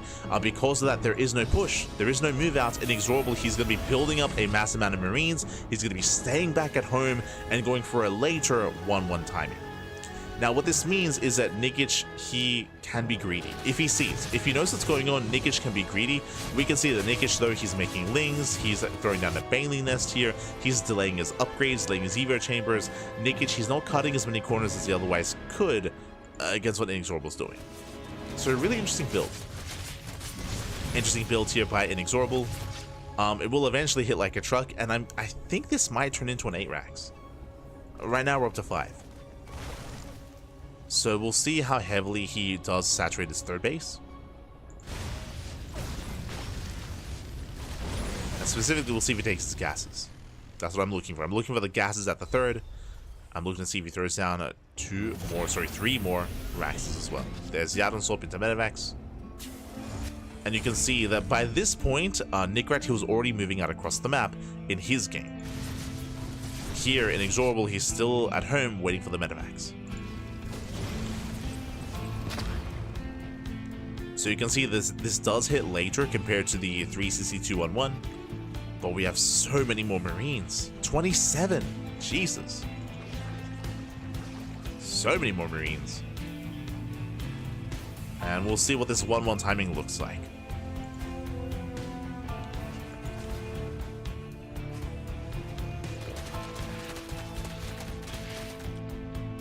Now back at home, Nikich, he is getting to Baneling speed into 1-1 upgrades. Does scout the Mass Marine, does scout the 3rd CC, of course. As INexorable moves out, Nikich is ready for a run-by, ready for a counterattack. Oh my god, he pulls the... Oh, Jesus! Okay, it's a 2-base all-in. So straight up 2-base all-in, the 3rd CC was a fake-out. And he's going for the kill, he's going for the kill, going for the red Banelings. Can they be targeted down? Ooh, 1 does connect, only 1 though. He just won Bailing. Remember, 1-1 upgrades not done for Nikich. He dives on the Bailings once again. They're about to finish. The SCVs. Oh my god. Massive connections. The ByuN pulls away, and oh, the connections are too good. They're a little bit too good. They do connect, and with that, Nikich, he will hold. Whew, 19 SCV kills. A very intense all-in by INexorable. This was a crazy build. GG gets called, and Nikich, he will survive. He will take the series 2-0. GG. GG, well played. Congratulations here as Nikich will claim the series. Again, a very, very intense game. Very intense series. Ooh. As Nikich, he does claim it. INexorable, he unfortunately does not quite make it through. But again, that was intense. That was insanely intense. Ay, ay, ay.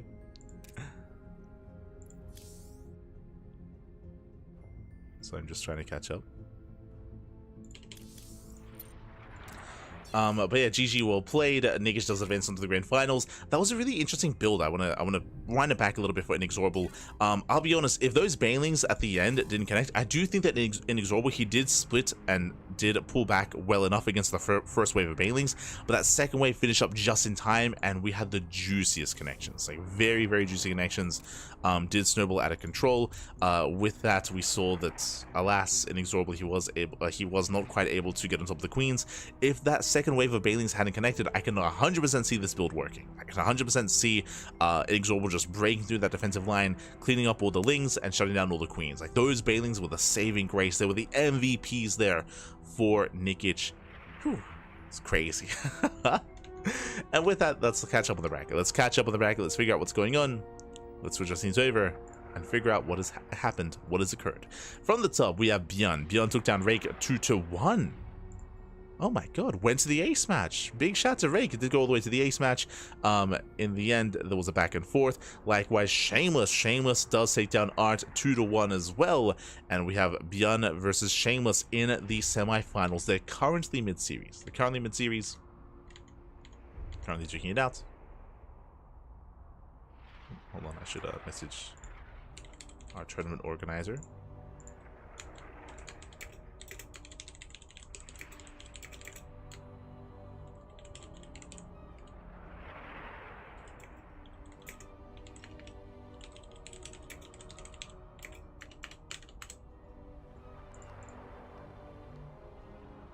We go.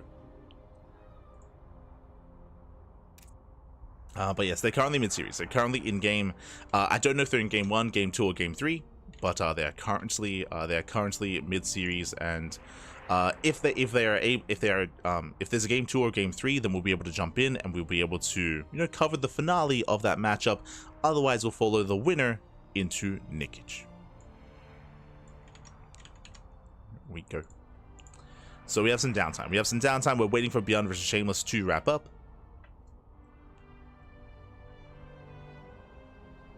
And then we'll see what does occur from there. Hi, sorry, I'm winding down from that ZBT. It was just non-stop all-ins out of INexorable. It was crazy. It was crazy. Very inspiring as well in some ways. Definitely very inspiring, very unique, very creative is what I will say. For now, though, we're going to be, again, remember, it was a fake out third CC. He pulled every single boy. It was crazy. He lost his mind, papi. Ay, ay, ay. For now, we're going to be going on a break. We have some downtime. When we come back, we'll either be jumping in mid-series into ByuN versus Shameless or the grand finals. One or the other. For now, we'll see you guys after the break. See you soon.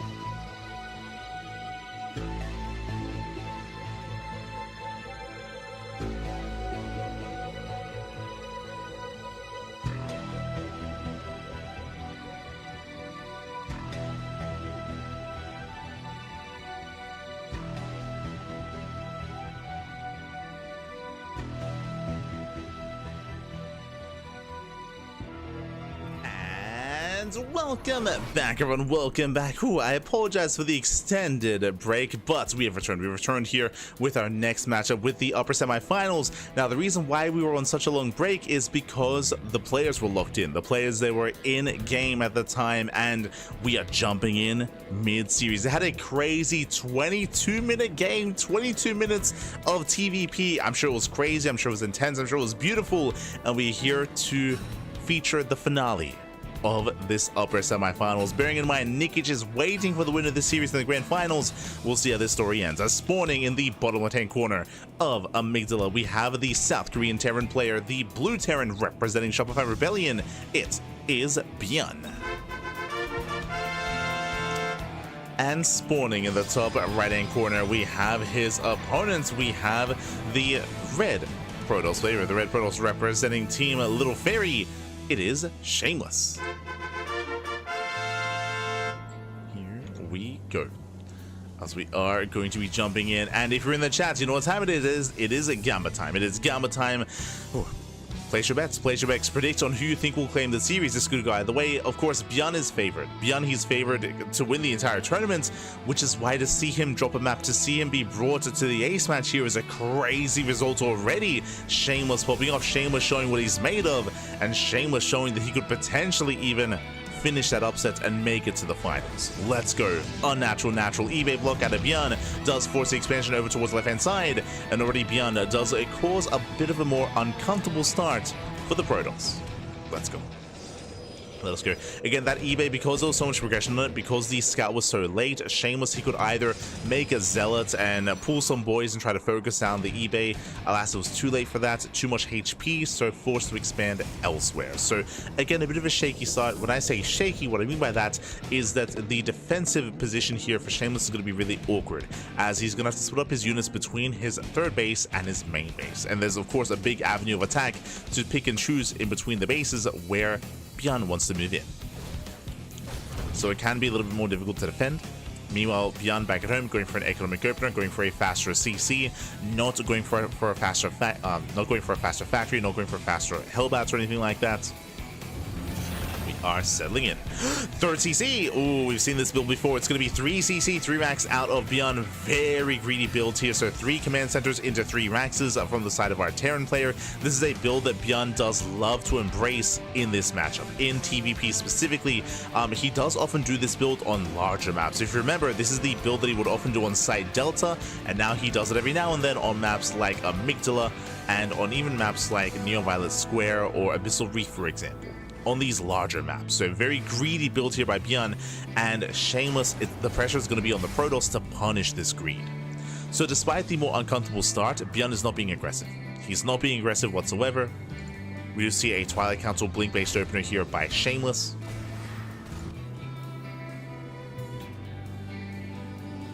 And we'll see if Shameless can piece it all together. Now, when it comes to this build, basically it's going to be a stim timing, a third rack into a stim timing from the side of ByuN. So far, Mass Marine has been seen, CC has been spotted, but not much more than that. This almost looks like a 2-1-1 potentially. So Shameless is still in the dark. And the real strength of this build for ByuN isn't really the stim timing, it's the third CC timing. Because this third base is so quick and so fast, once he gets it on location, once he gets up and running, well, at that point, then ByuN snowballs out of control. Once he gets his proper 3-base saturation, because it's going to be so much faster than usual, because he's making 3 SCVs at a time and triple mules at a time, then he reaches a maxed out army. I say maxed out army. He does reach a 150 supply much faster, and from there he can snowball out of control. He will just snowball out of control supply-wise. It's going to be on Shameless to punish this build and to delay the CC for as long as possible. But the problem right now is that Shameless doesn't know. Shameless, he has not scouted, he is not aware. Not yet. Behind this, how many gateways? We have 1 gateway at the natural, we have 2 gateways in the main, so 3 gate blink out of Shameless, very safe opener. This leads into a 3rd Nexus, so safe play into a 3rd base. Nothing crazy out of Shameless.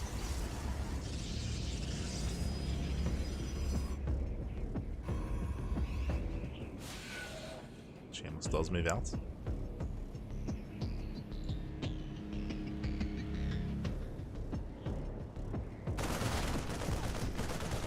Shameless moves out. He does spot the Bio army, and we'll see if Shameless can punish. As the Prism is on the way to reinforce. Remember, it's only 3-gate blink, which means he's expanding behind this. This is not an all-in. This is just some pressure here by Shameless. With this pressure, though, he will at least confirm the build. He will see that the third base is already done, or at least he should once he does threats in the main.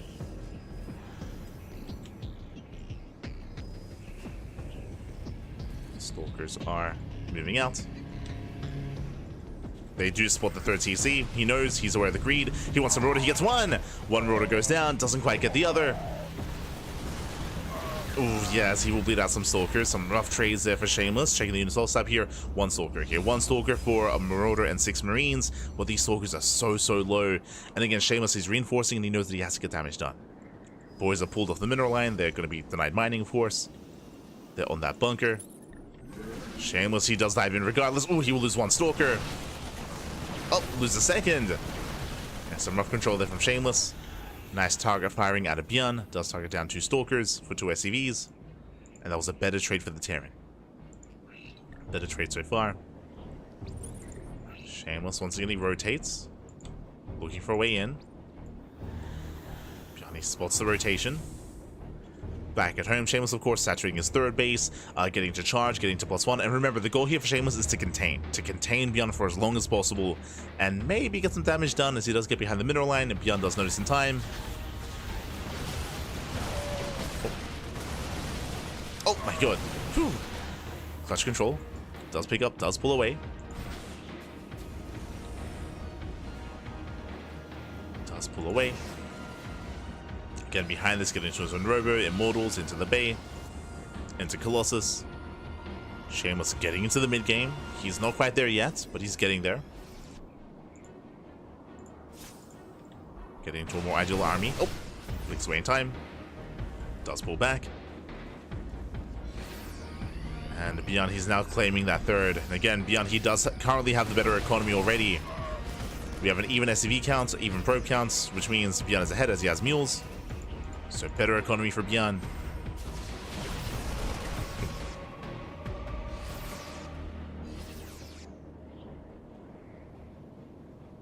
Shameless does pull away.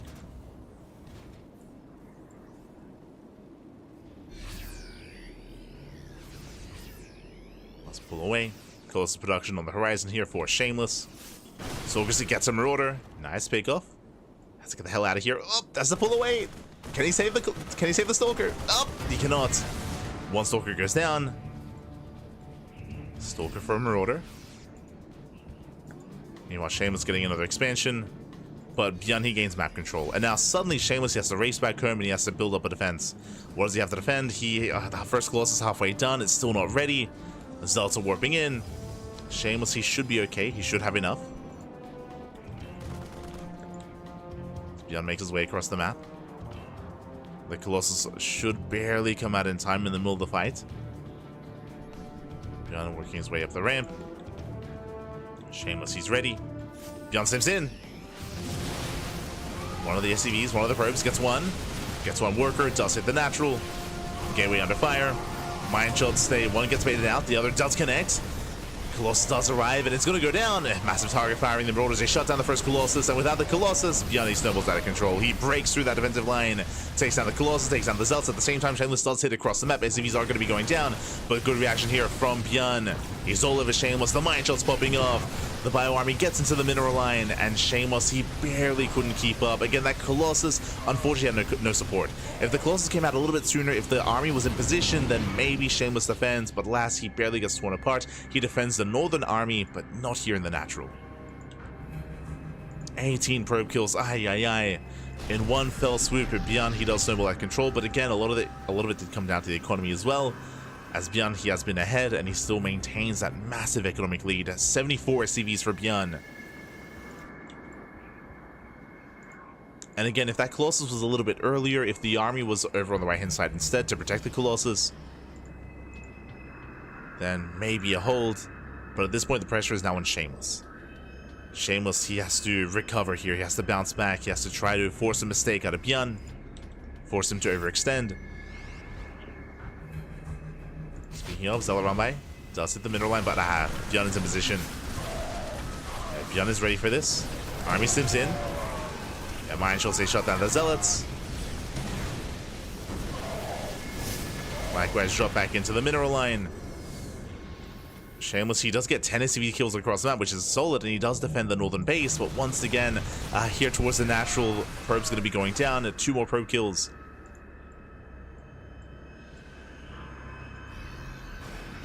Shameless, he needs something more. Now, these Zealot always have potential. If at any moment ByuN is out of position with his entire army, then Zealots, it can wreak havoc. ByuN now going for his own second starport and into a Ghost Academy. Down the rocks. Both players going for their gold bases. Let's see if Shameless can recover. Now he's getting up to 4 Colossus. That's a lot of Colossus. And that would be amazing if ByuN wasn't already working on Viking production. Vikings are building up for ByuN. He's got 2 so far, getting up to 4. Sorry, soon to be 5.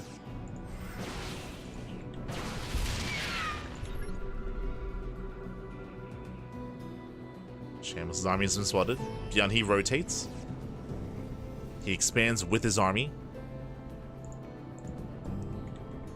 Shameless moving in position. ByuN, he does actually pull back to his gold expansion. The Observer sees him. Oh no, the Observer! The Observer gets caught out. But at least Shameless, he's aware of the rotation. Oh, and he's rotating. Let's go. ByuN, he knows he got spotted, so he rotates back around, back towards the south side. Does want to lose the CC. So nice rotation there from ByuN. Shameless moving in towards the top side instead. Shameless, he's going to run into the main army. He wasn't expecting this. He's like, wait, why are you here? Bush does push in towards the north. ByuN is in position. Oh, get the Viking. Nice snipe.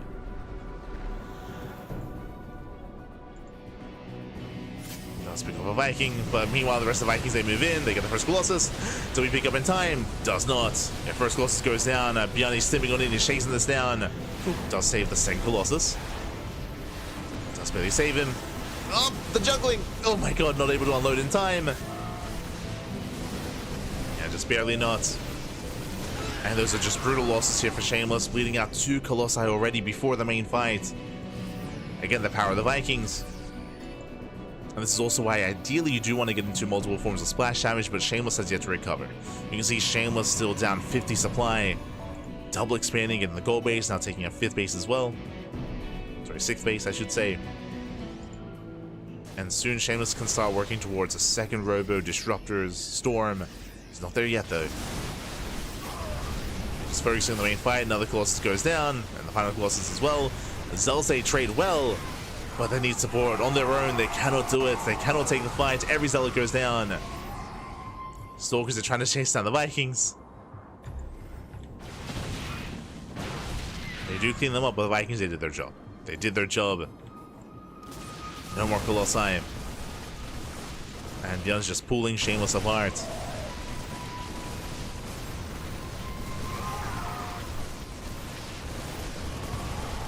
Again, it's just been a rough road to recover here for Shameless ever since the initial push towards the mineral line.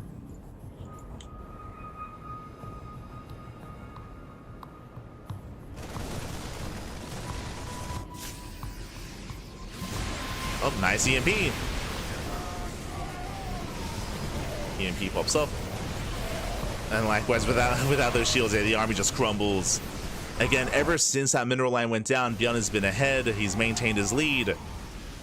And never lost it. Never lost it. GG gets called. ByuN, he will maintain that momentum, and ByuN will take a 2-1 lead and advance on to the grand finals. GG.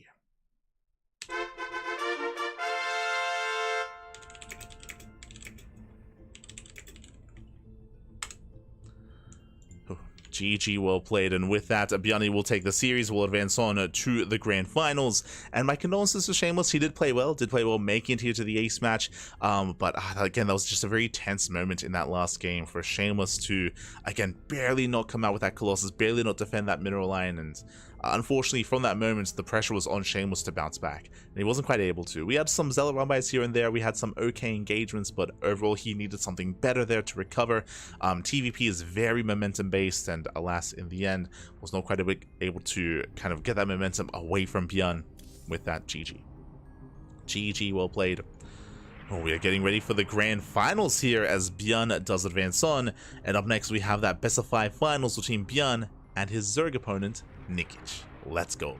Exclamation mark be in the chat if you guys want to have a look back yourselves. We can switch our scenes over and catch up. ByuN does take down Shameless 2-1. Nikich took down INexorable 2-0 as well, for those that recall. And again, Nikich going up against all the Terrans, took down Nicoract, took down INexorable, now up against ByuN in the finals. Let's go. Let us go.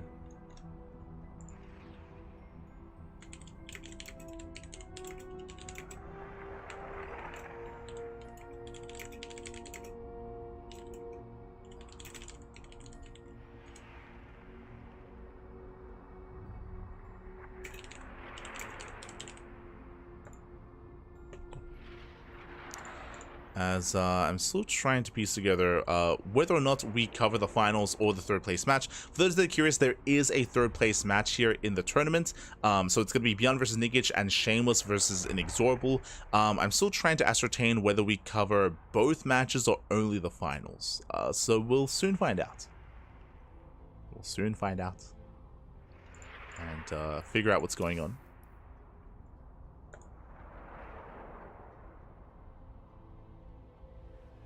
See in the chat, a game is even while ByuN killed 18 probes and all the army. If you believed that the game was even, I do apologize if I gave that impression. That's like my failing if so, because that is not the case. Basically, ByuN took a lead after killing all those workers, and the pressure was on Shameless to recover from that. He was able to trade when it came to his armies, but he wasn't quite able to get any or enough economic damage. He killed, I want to say, 10 SCVs, but only 10 SCVs here towards the third base. That was not enough to quite recover from that damage. Here we go.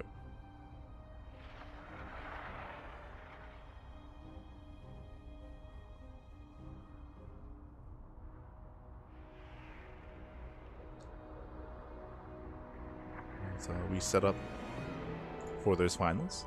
Vetoes are underway. Vetoes are underway, and it looks like we are going to be jumping into the finals. Okay. So Vetoes are underway, and we're going to be jumping into those grand finals here. Again, it's going to be that matchup between ByuN and Nikich. Another TVZ. Let's go. Let's go. Nikich already weathered the storm when it came to a bunch of aggressive builds and aggressive styles. We'll see if he can weather it again. I believe we have actually casted Nikich defeat ByuN in the past, but it is still a rare sight. Like, as you mentioned before, ByuN is the favorite player coming into this. But, I mean, if you look at the series so far, ByuN, he lost a game to Rake, he lost a game to Shameless, and now he's up against Nikich in the finals. I'm hoping for a back and forth. I'm hoping for a back and forth matchup for a game 4, a game 5. That would be the most ideal, but we'll see. For now, we're going to be going on a short break, and we will soon be able to embrace that best of 5 once the Vetoes are done. We'll see you soon. We'll see you soon after the short break.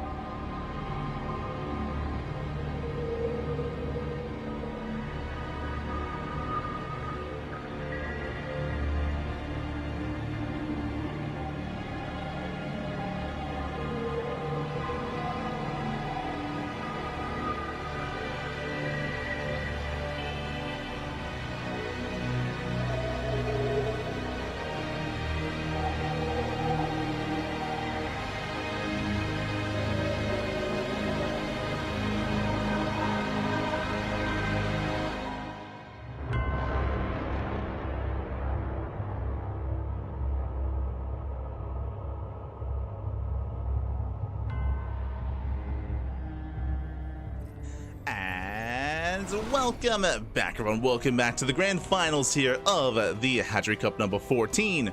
Whew. Hope you've all been doing well, hope you're excited, hope you're ready, hope you enjoy that brutal OSC as we are jumping into that best of 5. And spawning in the right hand corner of Ultra Love, we have the South Korean Terran player, the Blue Terran, representing Shopify Rebellion. It is ByuN. And spawning in the bottom left-hand corner, we have his opponent. We have the red Zerg player, the red Zerg player himself, representing Alien Esports from the land of Belarus. It is Nikich. And if you're in the chat, you know what time it is. It is Gamba time. Predictions are open. Place your bets on who you think will claim the series. Best of luck in the chat as we do jump into this best of 5. Again, we have seen Nikich bring ByuN down before, but as we mentioned before, ByuN is the favorite player to win the entire tournament. He has stumbled on his way though. He has stumbled on his way to the finals, so we'll see if Nikich can pose a threat. We'll see if we can bring him down and make a series out of this. Let's go. Let us go. Do you see in the chat, and big shout to 100 Swarm in the chat. I see 007 as well. I see Nautix. I see Game Jinx as well. ¿Qué tal? ¿Cómo estás? Bienvenidos. Bienvenidos to all those you're rocking up in the chat. JBS Metal. Again, there is a delay in the chat, so I can't necessarily talk directly to you. There's a 90-second delay for the tournament, just as a heads up. There's, of course, a delay command for every event, if there is or if not, or is not a delay, just as a heads up. But yeah, someone's asking about sleep. Oh, papi. We cast StarCraft every day, twice a day, at least. So earlier this morning we were live with KSL, then Duckling Open, now here Hatchery Cup.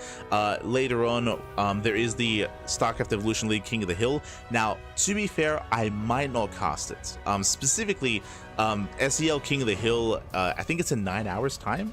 9-ish hours, maybe 10 hours. If I wake up for it, then I'll cast it. If not, then I might, you know, take a step back. Just as a heads up. So I might take the morning off and not cover SEL, depending on whether I'm awake or not. So we'll see. And of course, tomorrow evening is Sparkling Tuna Cup, which of course we're going to be covering. Day after that is going to be, of course, the What TV Monday Night Weekly. Is going to be SEL number 9, StarCraft Evolution League 9. Again, casting every single day, as always. That's how we do here on the CranKy Ducklings. Meanwhile, Nikich, he does hide the Roach Warren. No drone. Sorry, no third. No third base out of Nikich. ByuN, he's checking. He's checking for the third base. He's checking for an expansion. He confirms there is no base. Something is wrong. Something is wrong. Something is amiss. He does check the third base location at the triangular location instead. Still no third. Behind this, going for a 3cc 111 standard build out of ByuN. And ByuN may be thinking, I mean, something is wrong here. There should be an expansion. Clearly there is not. Roach production has begun. Nikich is going for his push. And ByuN is still trying to piece it all together. So far, the Queen is zoning the Reaper away. And ByuN, he knows. He does see the Roaches. Just barely in time. He's aware. He pulls the boys away. He evacuates the natural. And he throws down the bunker. Instant reaction here. So good reactions by ByuN. Good scouting. It is a bit of a delayed scout by ByuN, but, you know, he does pull away nonetheless. Does pull away. Nikich moving in. Bunker is almost done. And ByuN, he may opt to pull a couple of boys here to repair. Outside of that, he should be okay. Roaches, they go for the depot. They're trying to break their way in. Bunker is done. Boys are being pulled. And do they get there in time? It's going to be close, but they will. Yeah, they get here in time. Mass repair on the depot. Ooh, Ravager gets started down. Looks like the depot is barely going to fall, though. He breaks down the depot. Takes down a couple of SCVs. Decent economic damage. Getting 4, getting up to... Oh, not quite 5. But 4 SCVs go down.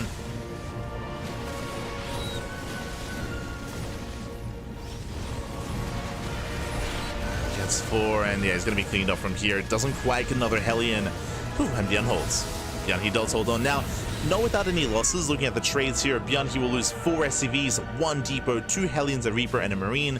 That is some okay damage. What's more important than that is denied mining time, right? The entire time ByuN, he was denied mining at the natural, and Nikich has been droning. Nikich, he was droning up the entire time, getting his third base up and running. That's going to be 40 drones here for Nikich, but 1 drone gets roasted. No, barely not. Whew. Quick morph in from that Spore. Quick morph into the Spore, and Nikich, he will preserve that drone. And Nikich holds. He does hold. He has a decent economy from here. Double Evo Chamber into Roach Ravager. So Roach Ravager on the way here from Nikich. ByuN behind this, getting to his own 3cc 3-rack setup. We're getting into the mid game. Okay, nothing too major. I would say that Nikich, again, he had a decent start by getting those SCV kills and by denying the mining time. It was decent. Not amazing. From here we can settle in.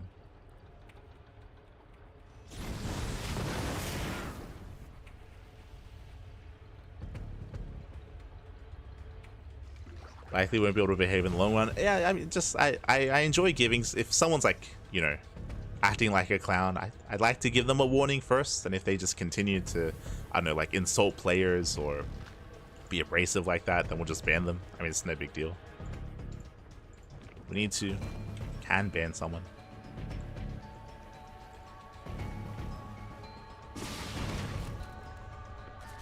Someone's just being disrespectful to players.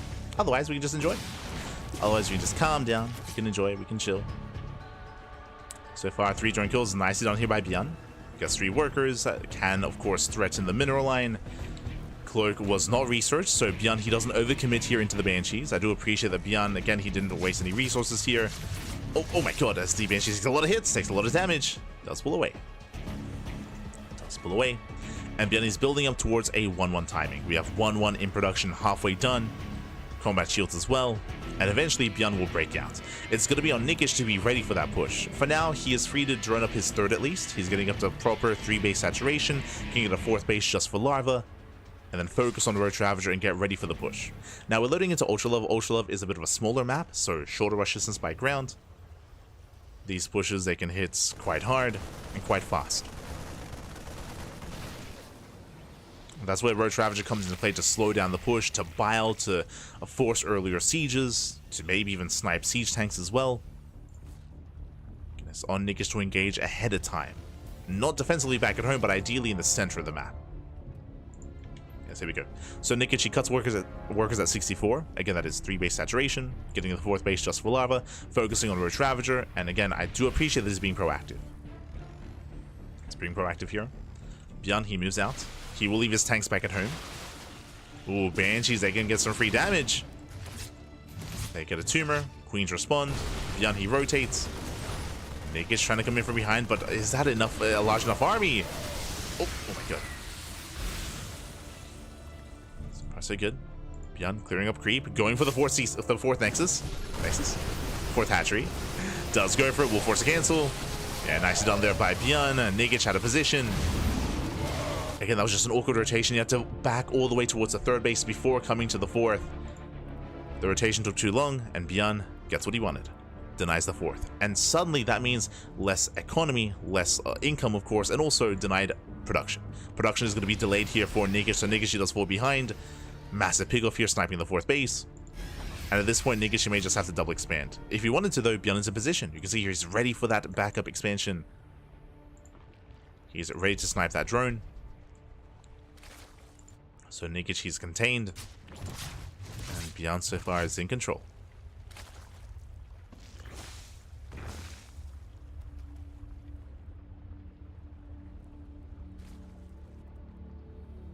We do see ByuN being active, going for the double drop into the main base.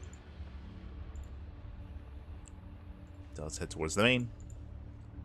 Likewise, ByuN being active on the right hand side, threatening a dive towards the 4th base. Nikich, he does spot this with the Overlord. Trying to respond, trying to react. Likewise, double jump into the main. Going for the expansion, gonna get the snipe. He can, and he barely will. That's a kill, not a cancel. Massive pickup. Kills the Hatchery. Drop comes in, gets 3 drone kills, but this is already worth it for ByuN.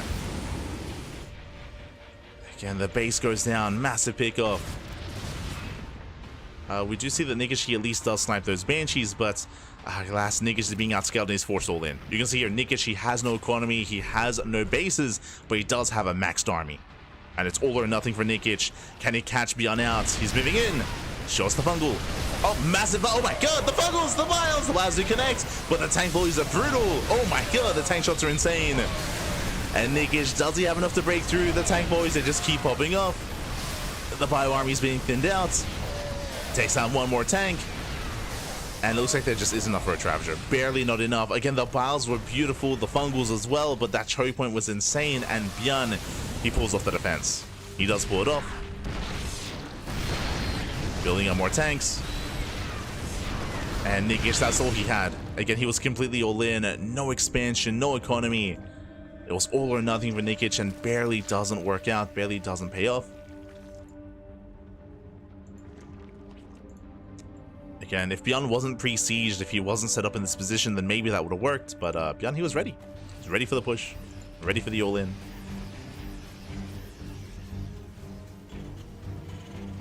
See Nikich rotating. Oh, another kill.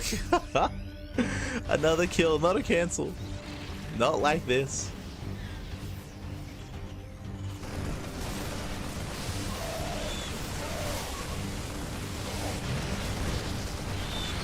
Sims forward. Oh. Anyways, ByuN does pull away. And so far all he has to do is defend. Just defend, just survive. He's done enough damage across the map. He doesn't have to move out. That will give Nikich the best chance, of course, if he were to engage ByuN and the center of the map.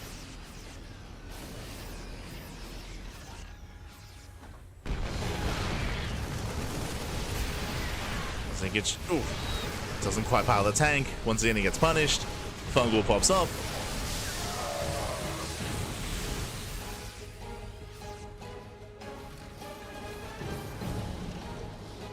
Nikich pulls away. Does pull back, does pull away.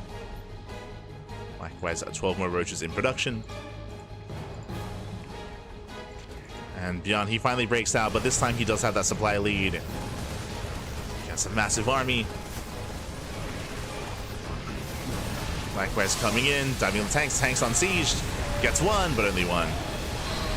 Barely trying to get a second tank, but in the process he will lose everything. The roaches, they fall one after the other. ByuN sims in, breaks through the roaches, gets on top of the ravagers, and there's nothing left. GG gets called, and ByuN, he will snowball out of control, taking game number 1. Whew, GG. GG, well played. ByuN, he will take a lead in the series. Again, Nikich, he did have an opportunity. He was maxed out on Roach Ravager Infester, but we saw that he was pushing into a defensive line. He was pushing into a choke point with like, what, 4 or 5 tanks already pre-sieged, set up behind a bio army. Despite good fungals, despite good biles, we saw just the heavy tank fire on the Roach Ravager. We saw the army just melt for Nikich, and he just could not break that position. It was kind of close. You know, he broke through most of the tanks and most of the bio, but not all of it. Not all of it in the end. GG. GG, well played. That is all that Nikich had. One big push is what he was building up towards. It's what he was forced into as well. Remember, he just could not get a 4th base. Couldn't get a 4th base up running. It was cancelled, and then killed again. GG. GG, well played. That leads us here into game number 2, and we'll see if Nikich can bounce back, or if ByuN will extend his lead. So we are loading into ley lines. Let's go. We're loading into ley lines. Also, Lightar, daylight savings was over an hour ago. Oh, true. Oh, wait. Wait a minute. What is that? Hold on.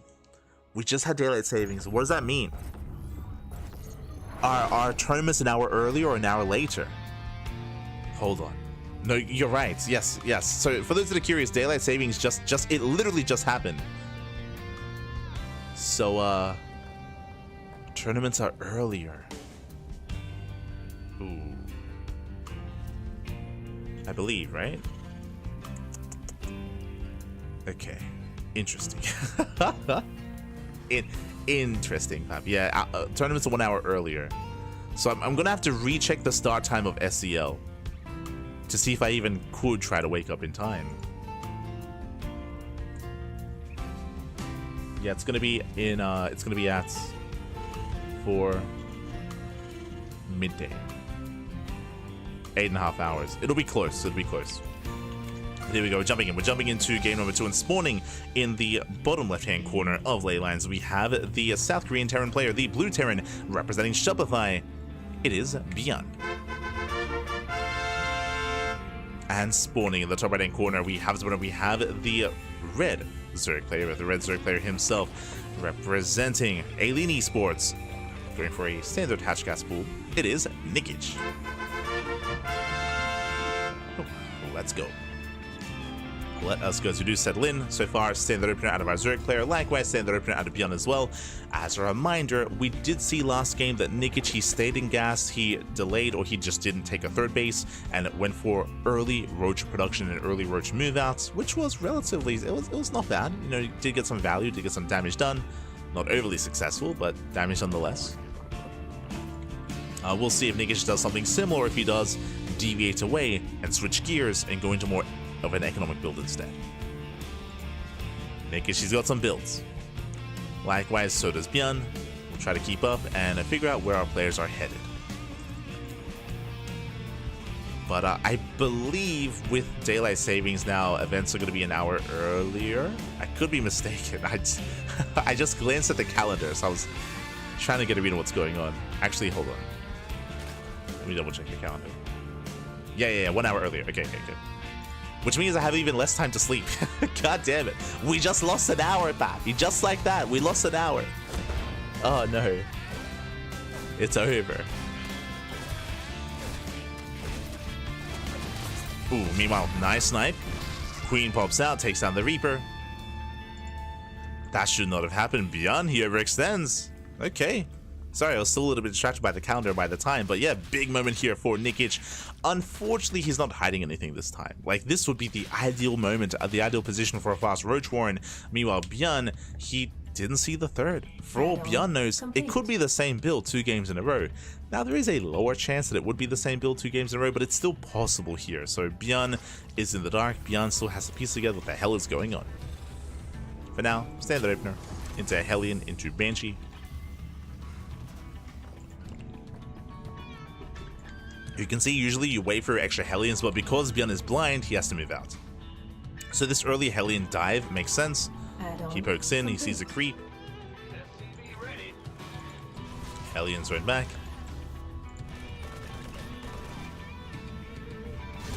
Oh, gets caught out.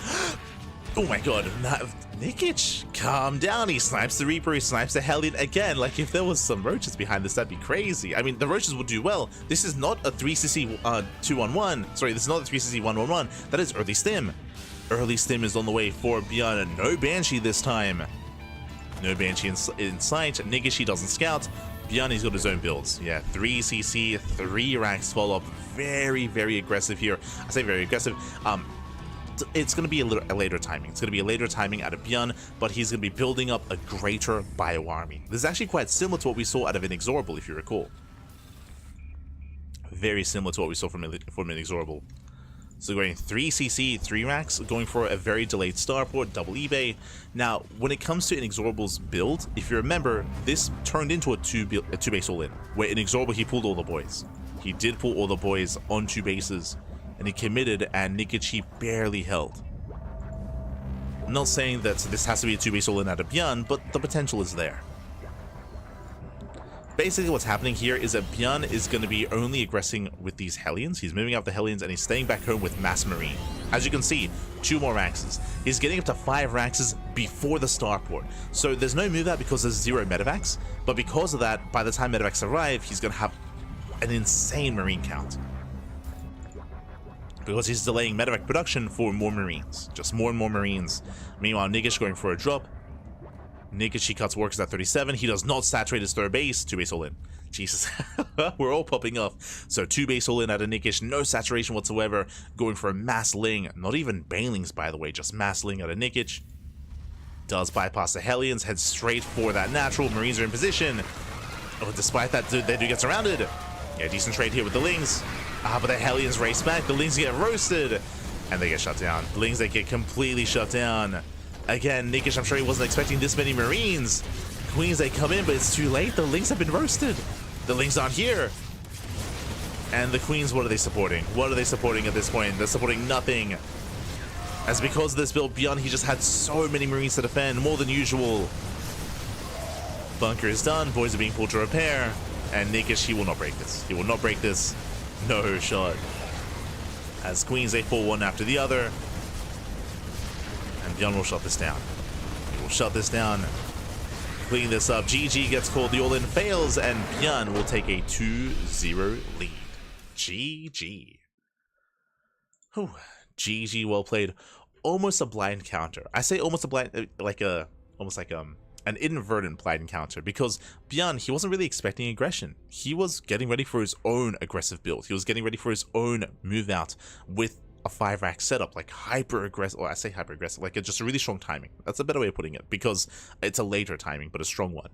So he was just delaying any kind of starport production, medevacs, banshees, just building up mass marine, building up towards those upgrades, and he happened to be all in with mass ling, which happens to melt against mass buyer. Right, man with gun is pretty good, and ByuN stims and he wins. GG, well played. Again, I'm sure Nikich, he was surprised by how many Marines he ran into, because he had no idea what was happening.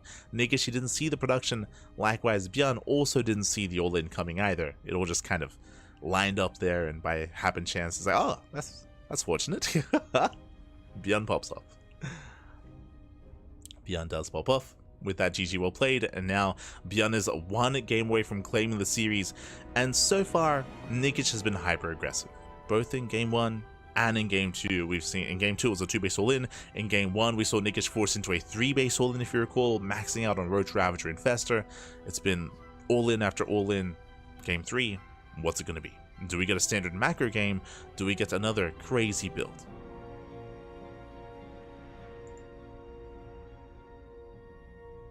Pressure is on.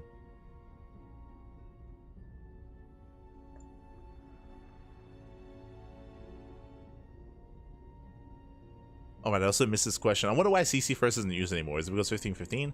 CC First is used every now and then on larger maps. CC First is a very greedy build in TVZ, just because it can be punished by earlier pool timings or earlier Roach timings as well, which certain Zerg players are not afraid of.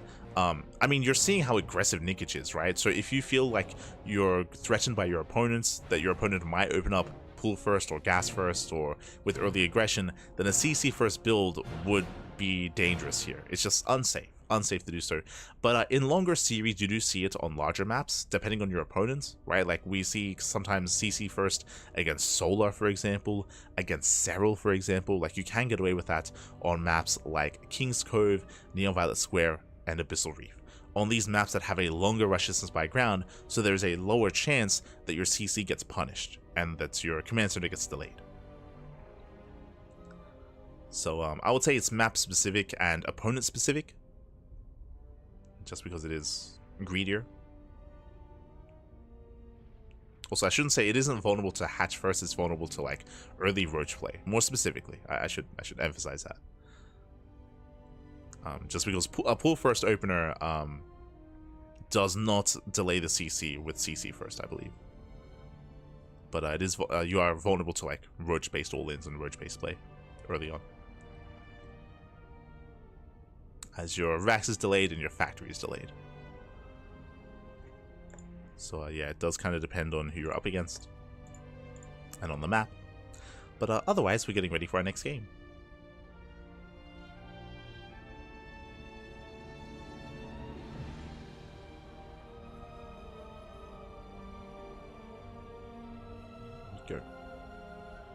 Do I see Dash in the chat? Este Dash? Why are you awake, papi? Oh my god. Buenas noches, papi. Buenas noches. Este Dash.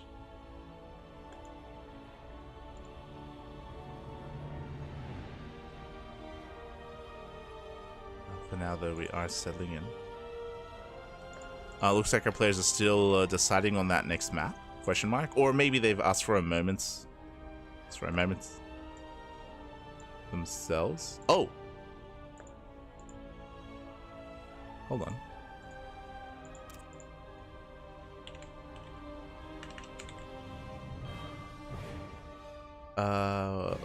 One moment here.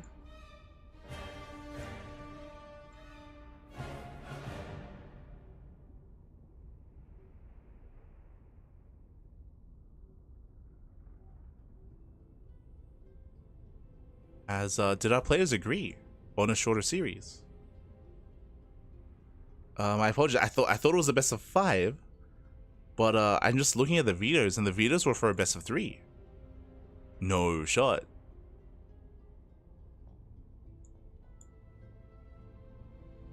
Sorry, let me clear this up here.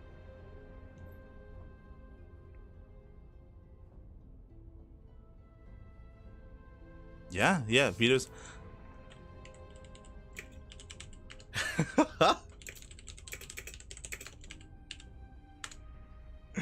Okay, my mistake. Yeah, the vetoes were for a best of 3, not a best of 5. So my apologies here. It looks like the players did agree. It looks like the players did agree to have a shorter series instead. So my apologies. Looks like it was a shorter series. I was like sat here waiting. I was like, okay, when's the next game? But yeah, it looks like they did agree on a shorter series. So my apologies. We will have to fix that on Wikipedia because on Wikipedia they did it is set for a best of 5. Yeah. Yeah, Hatsu was explaining that both players agreed to a shorter series. That's why it's a best of 3. So both ByuN and Nikich, they did agree on a best of 3. That's why they did switch to it, which is all good. It's all good. So you know, something that's the players are able to do here for this event. So with that, GG, GG, well played. Congratulations to ByuN. Again, my apologies. I was not fully aware of that, but yeah, there we go. Just switching up. Just switching up the score lines there, but ByuN does take it, does claim it in the end. Congratulations here to ByuN, and my condolences to Nikich. Again, shout out to all the other competitors, by the way, as we switch the scenes over and catch up on the brackets.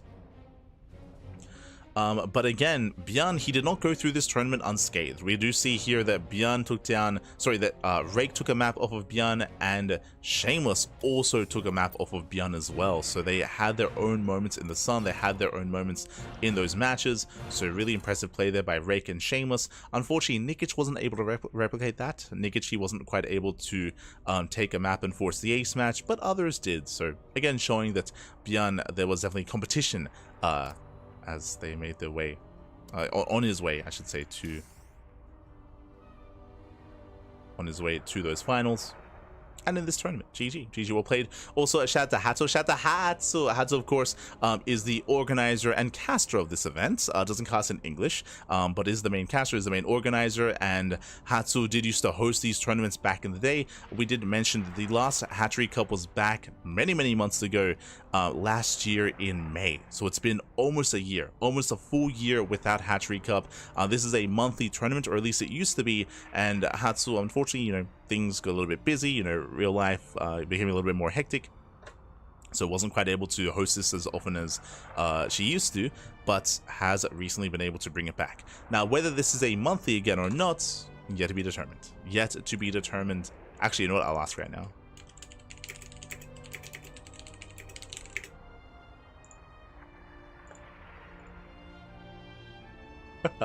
We'll find out if this will be a monthly again or not, but we'll see. We'll keep you guys posted whenever there is a next Hatchery Cup, whether it's next month or another year from now.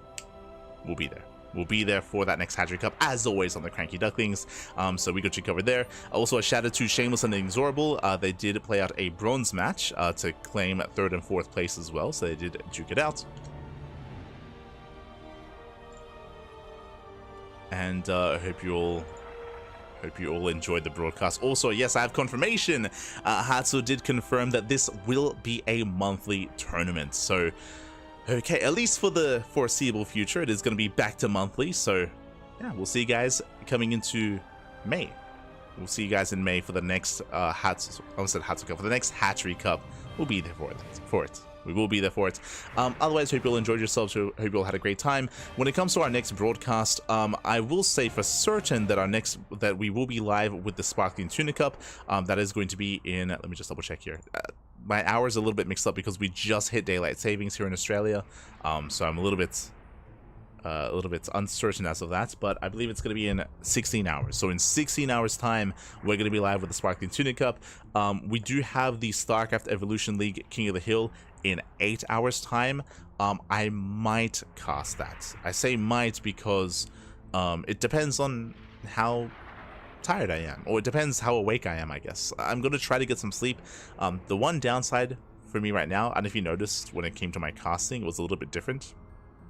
I was speaking faster and I was a little bit more muddied in some of my words. I did have some coffee to stay awake to cover this, by the way. I did have some coffee just to force myself to stay awake. So hopefully I'm able to sleep. Hopefully that doesn't force me to stay awake even longer, and then I just can't sleep, and then my sleep schedule gets ruined. It's possible. Right now it is 4 a.m. here in Australia. So if I get to sleep and if I get well rested, then I should be live for StarCraft Evolution League King of the Hill. If not, then we will skip it. We'll do a replay cast at a later time, a later date, and I'll be back in 16 hours with Sparkling Tuna Cup. But I have been advised that I should try to sleep a little bit more. Like, as you can imagine, my sleep schedule is very erratic just because we cast so much. I say that, I can just show you. Bam. Hold on. There we go. This is our weekly schedule. So we cast every single day. Usually we cast at least twice a day. As you can see, we just wrapped up with our Sunday morning cast of the Hatchery Cup, and you can see our Sparkling Tuna Cup broadcast later on in the day. That's going to be again in 16 hours, and again we might have another cast in between. But we try to recently we've been trying to limit ourselves to only 2 casts a day. Sometimes we would cast like 3 or 4 tournaments a day, but we want to slow things down and, you know, take it easy. Because there's just so much StarCraft going on, so much StarCraft, so much content. Our schedule is full. You can see that we did take half a day off on Wednesday and half a day off on Friday. This is a new initiative for 2025. For many years we would cast non-stop, you know, day after day, just non-stop casting like 2, 3, 4 times a day. But coming into 2025, we do want to slow things down a little bit and have some time to do other things. Specifically on Wednesday and Friday, I'm going to be doing personal streams on my personal channel. Going to be playing some Final Fantasy, having a little bit more of a laid-back time, you know, just calming down, taking a break, taking things a little bit slower. How dare we take 2 half days off? 2 half days off a week. Crazy, Bobby, crazy. If we really wanted to, I'll be honest, I could fill those up with casts, 100%, like, very easily. I'm drowning in casts right now, and I could very easily slot in 2 casts there on Wednesday and Friday. Wednesday would be Kung Fu Cup, and Friday would be another replay cast, probably of like SEL. So technically I could just fill it up easily, but again, we want to slow things down a little bit. We produce a lot of content for StarCraft, and sometimes too much content, so so slowing it down a little bit. 2 half days off. But if you enjoy the content, if you enjoy the casting, if you enjoy the StarCraft, then you can check us out. You can check us out on all the social medias, !socials in the chat, and you will get a link to our social media page. Instagram, Facebook, TikTok, Twitter, Discord, YouTube. More importantly, if you see something here that you want to tune into, and if you cannot watch it live, then YouTube is the place to be, because all the VODs are uploaded to YouTube on a daily basis, plenty of content. That's also partly why I do want an extra half day off, is because I am falling behind a little bit, as I have to edit VODs and make thumbnails and schedule the VODs on all of our socials, of course, and post them. Like, this is all stuff, like, when I'm not casting, I'm still working. I'm still working in a different capacity for the CranKy Ducklings, right? So there's still other things that we do behind the scenes. I don't really get a lot of time to do other things outside of that, so that's another reason as to why we take an extra half day off now, just so I can, you know, go outside and touch I can touch some grass now. It's crazy. For a little bit, I can touch some grass. I can see the sun. I can get some vitamin D. It's a new year. It's a new world. It's crazy. Otherwise, thanks for watching. Thanks for tuning in. Again, we cast more StarCraft than any other channel out there, more than any other channel. So again, we put in the hours, we put in the work, we have the quantity, and we have a little bit of the quality as well. So you can tune in if you wish. Otherwise, thank you so much for watching. We do appreciate it. Stick around. We're going to be giving another StarCraft streamer a raid. We'll see who is live at the moment and who can we send everyone over to. I know that, Amantes is... Speaking of another event to cast, Amantes is live right now, so that's a Brazilian tournament that we could also cast as well. We're probably going to do that via replays. Este Amantes. But for now, we're going to be heading off, and you can check out another stream. We will be raiding someone who is live at the moment. Who is live? Who can we raid? I see Cosmos is live. Oh, Fear Dragon is live. Oh, he's playing Mechabellum. So Mechabellum.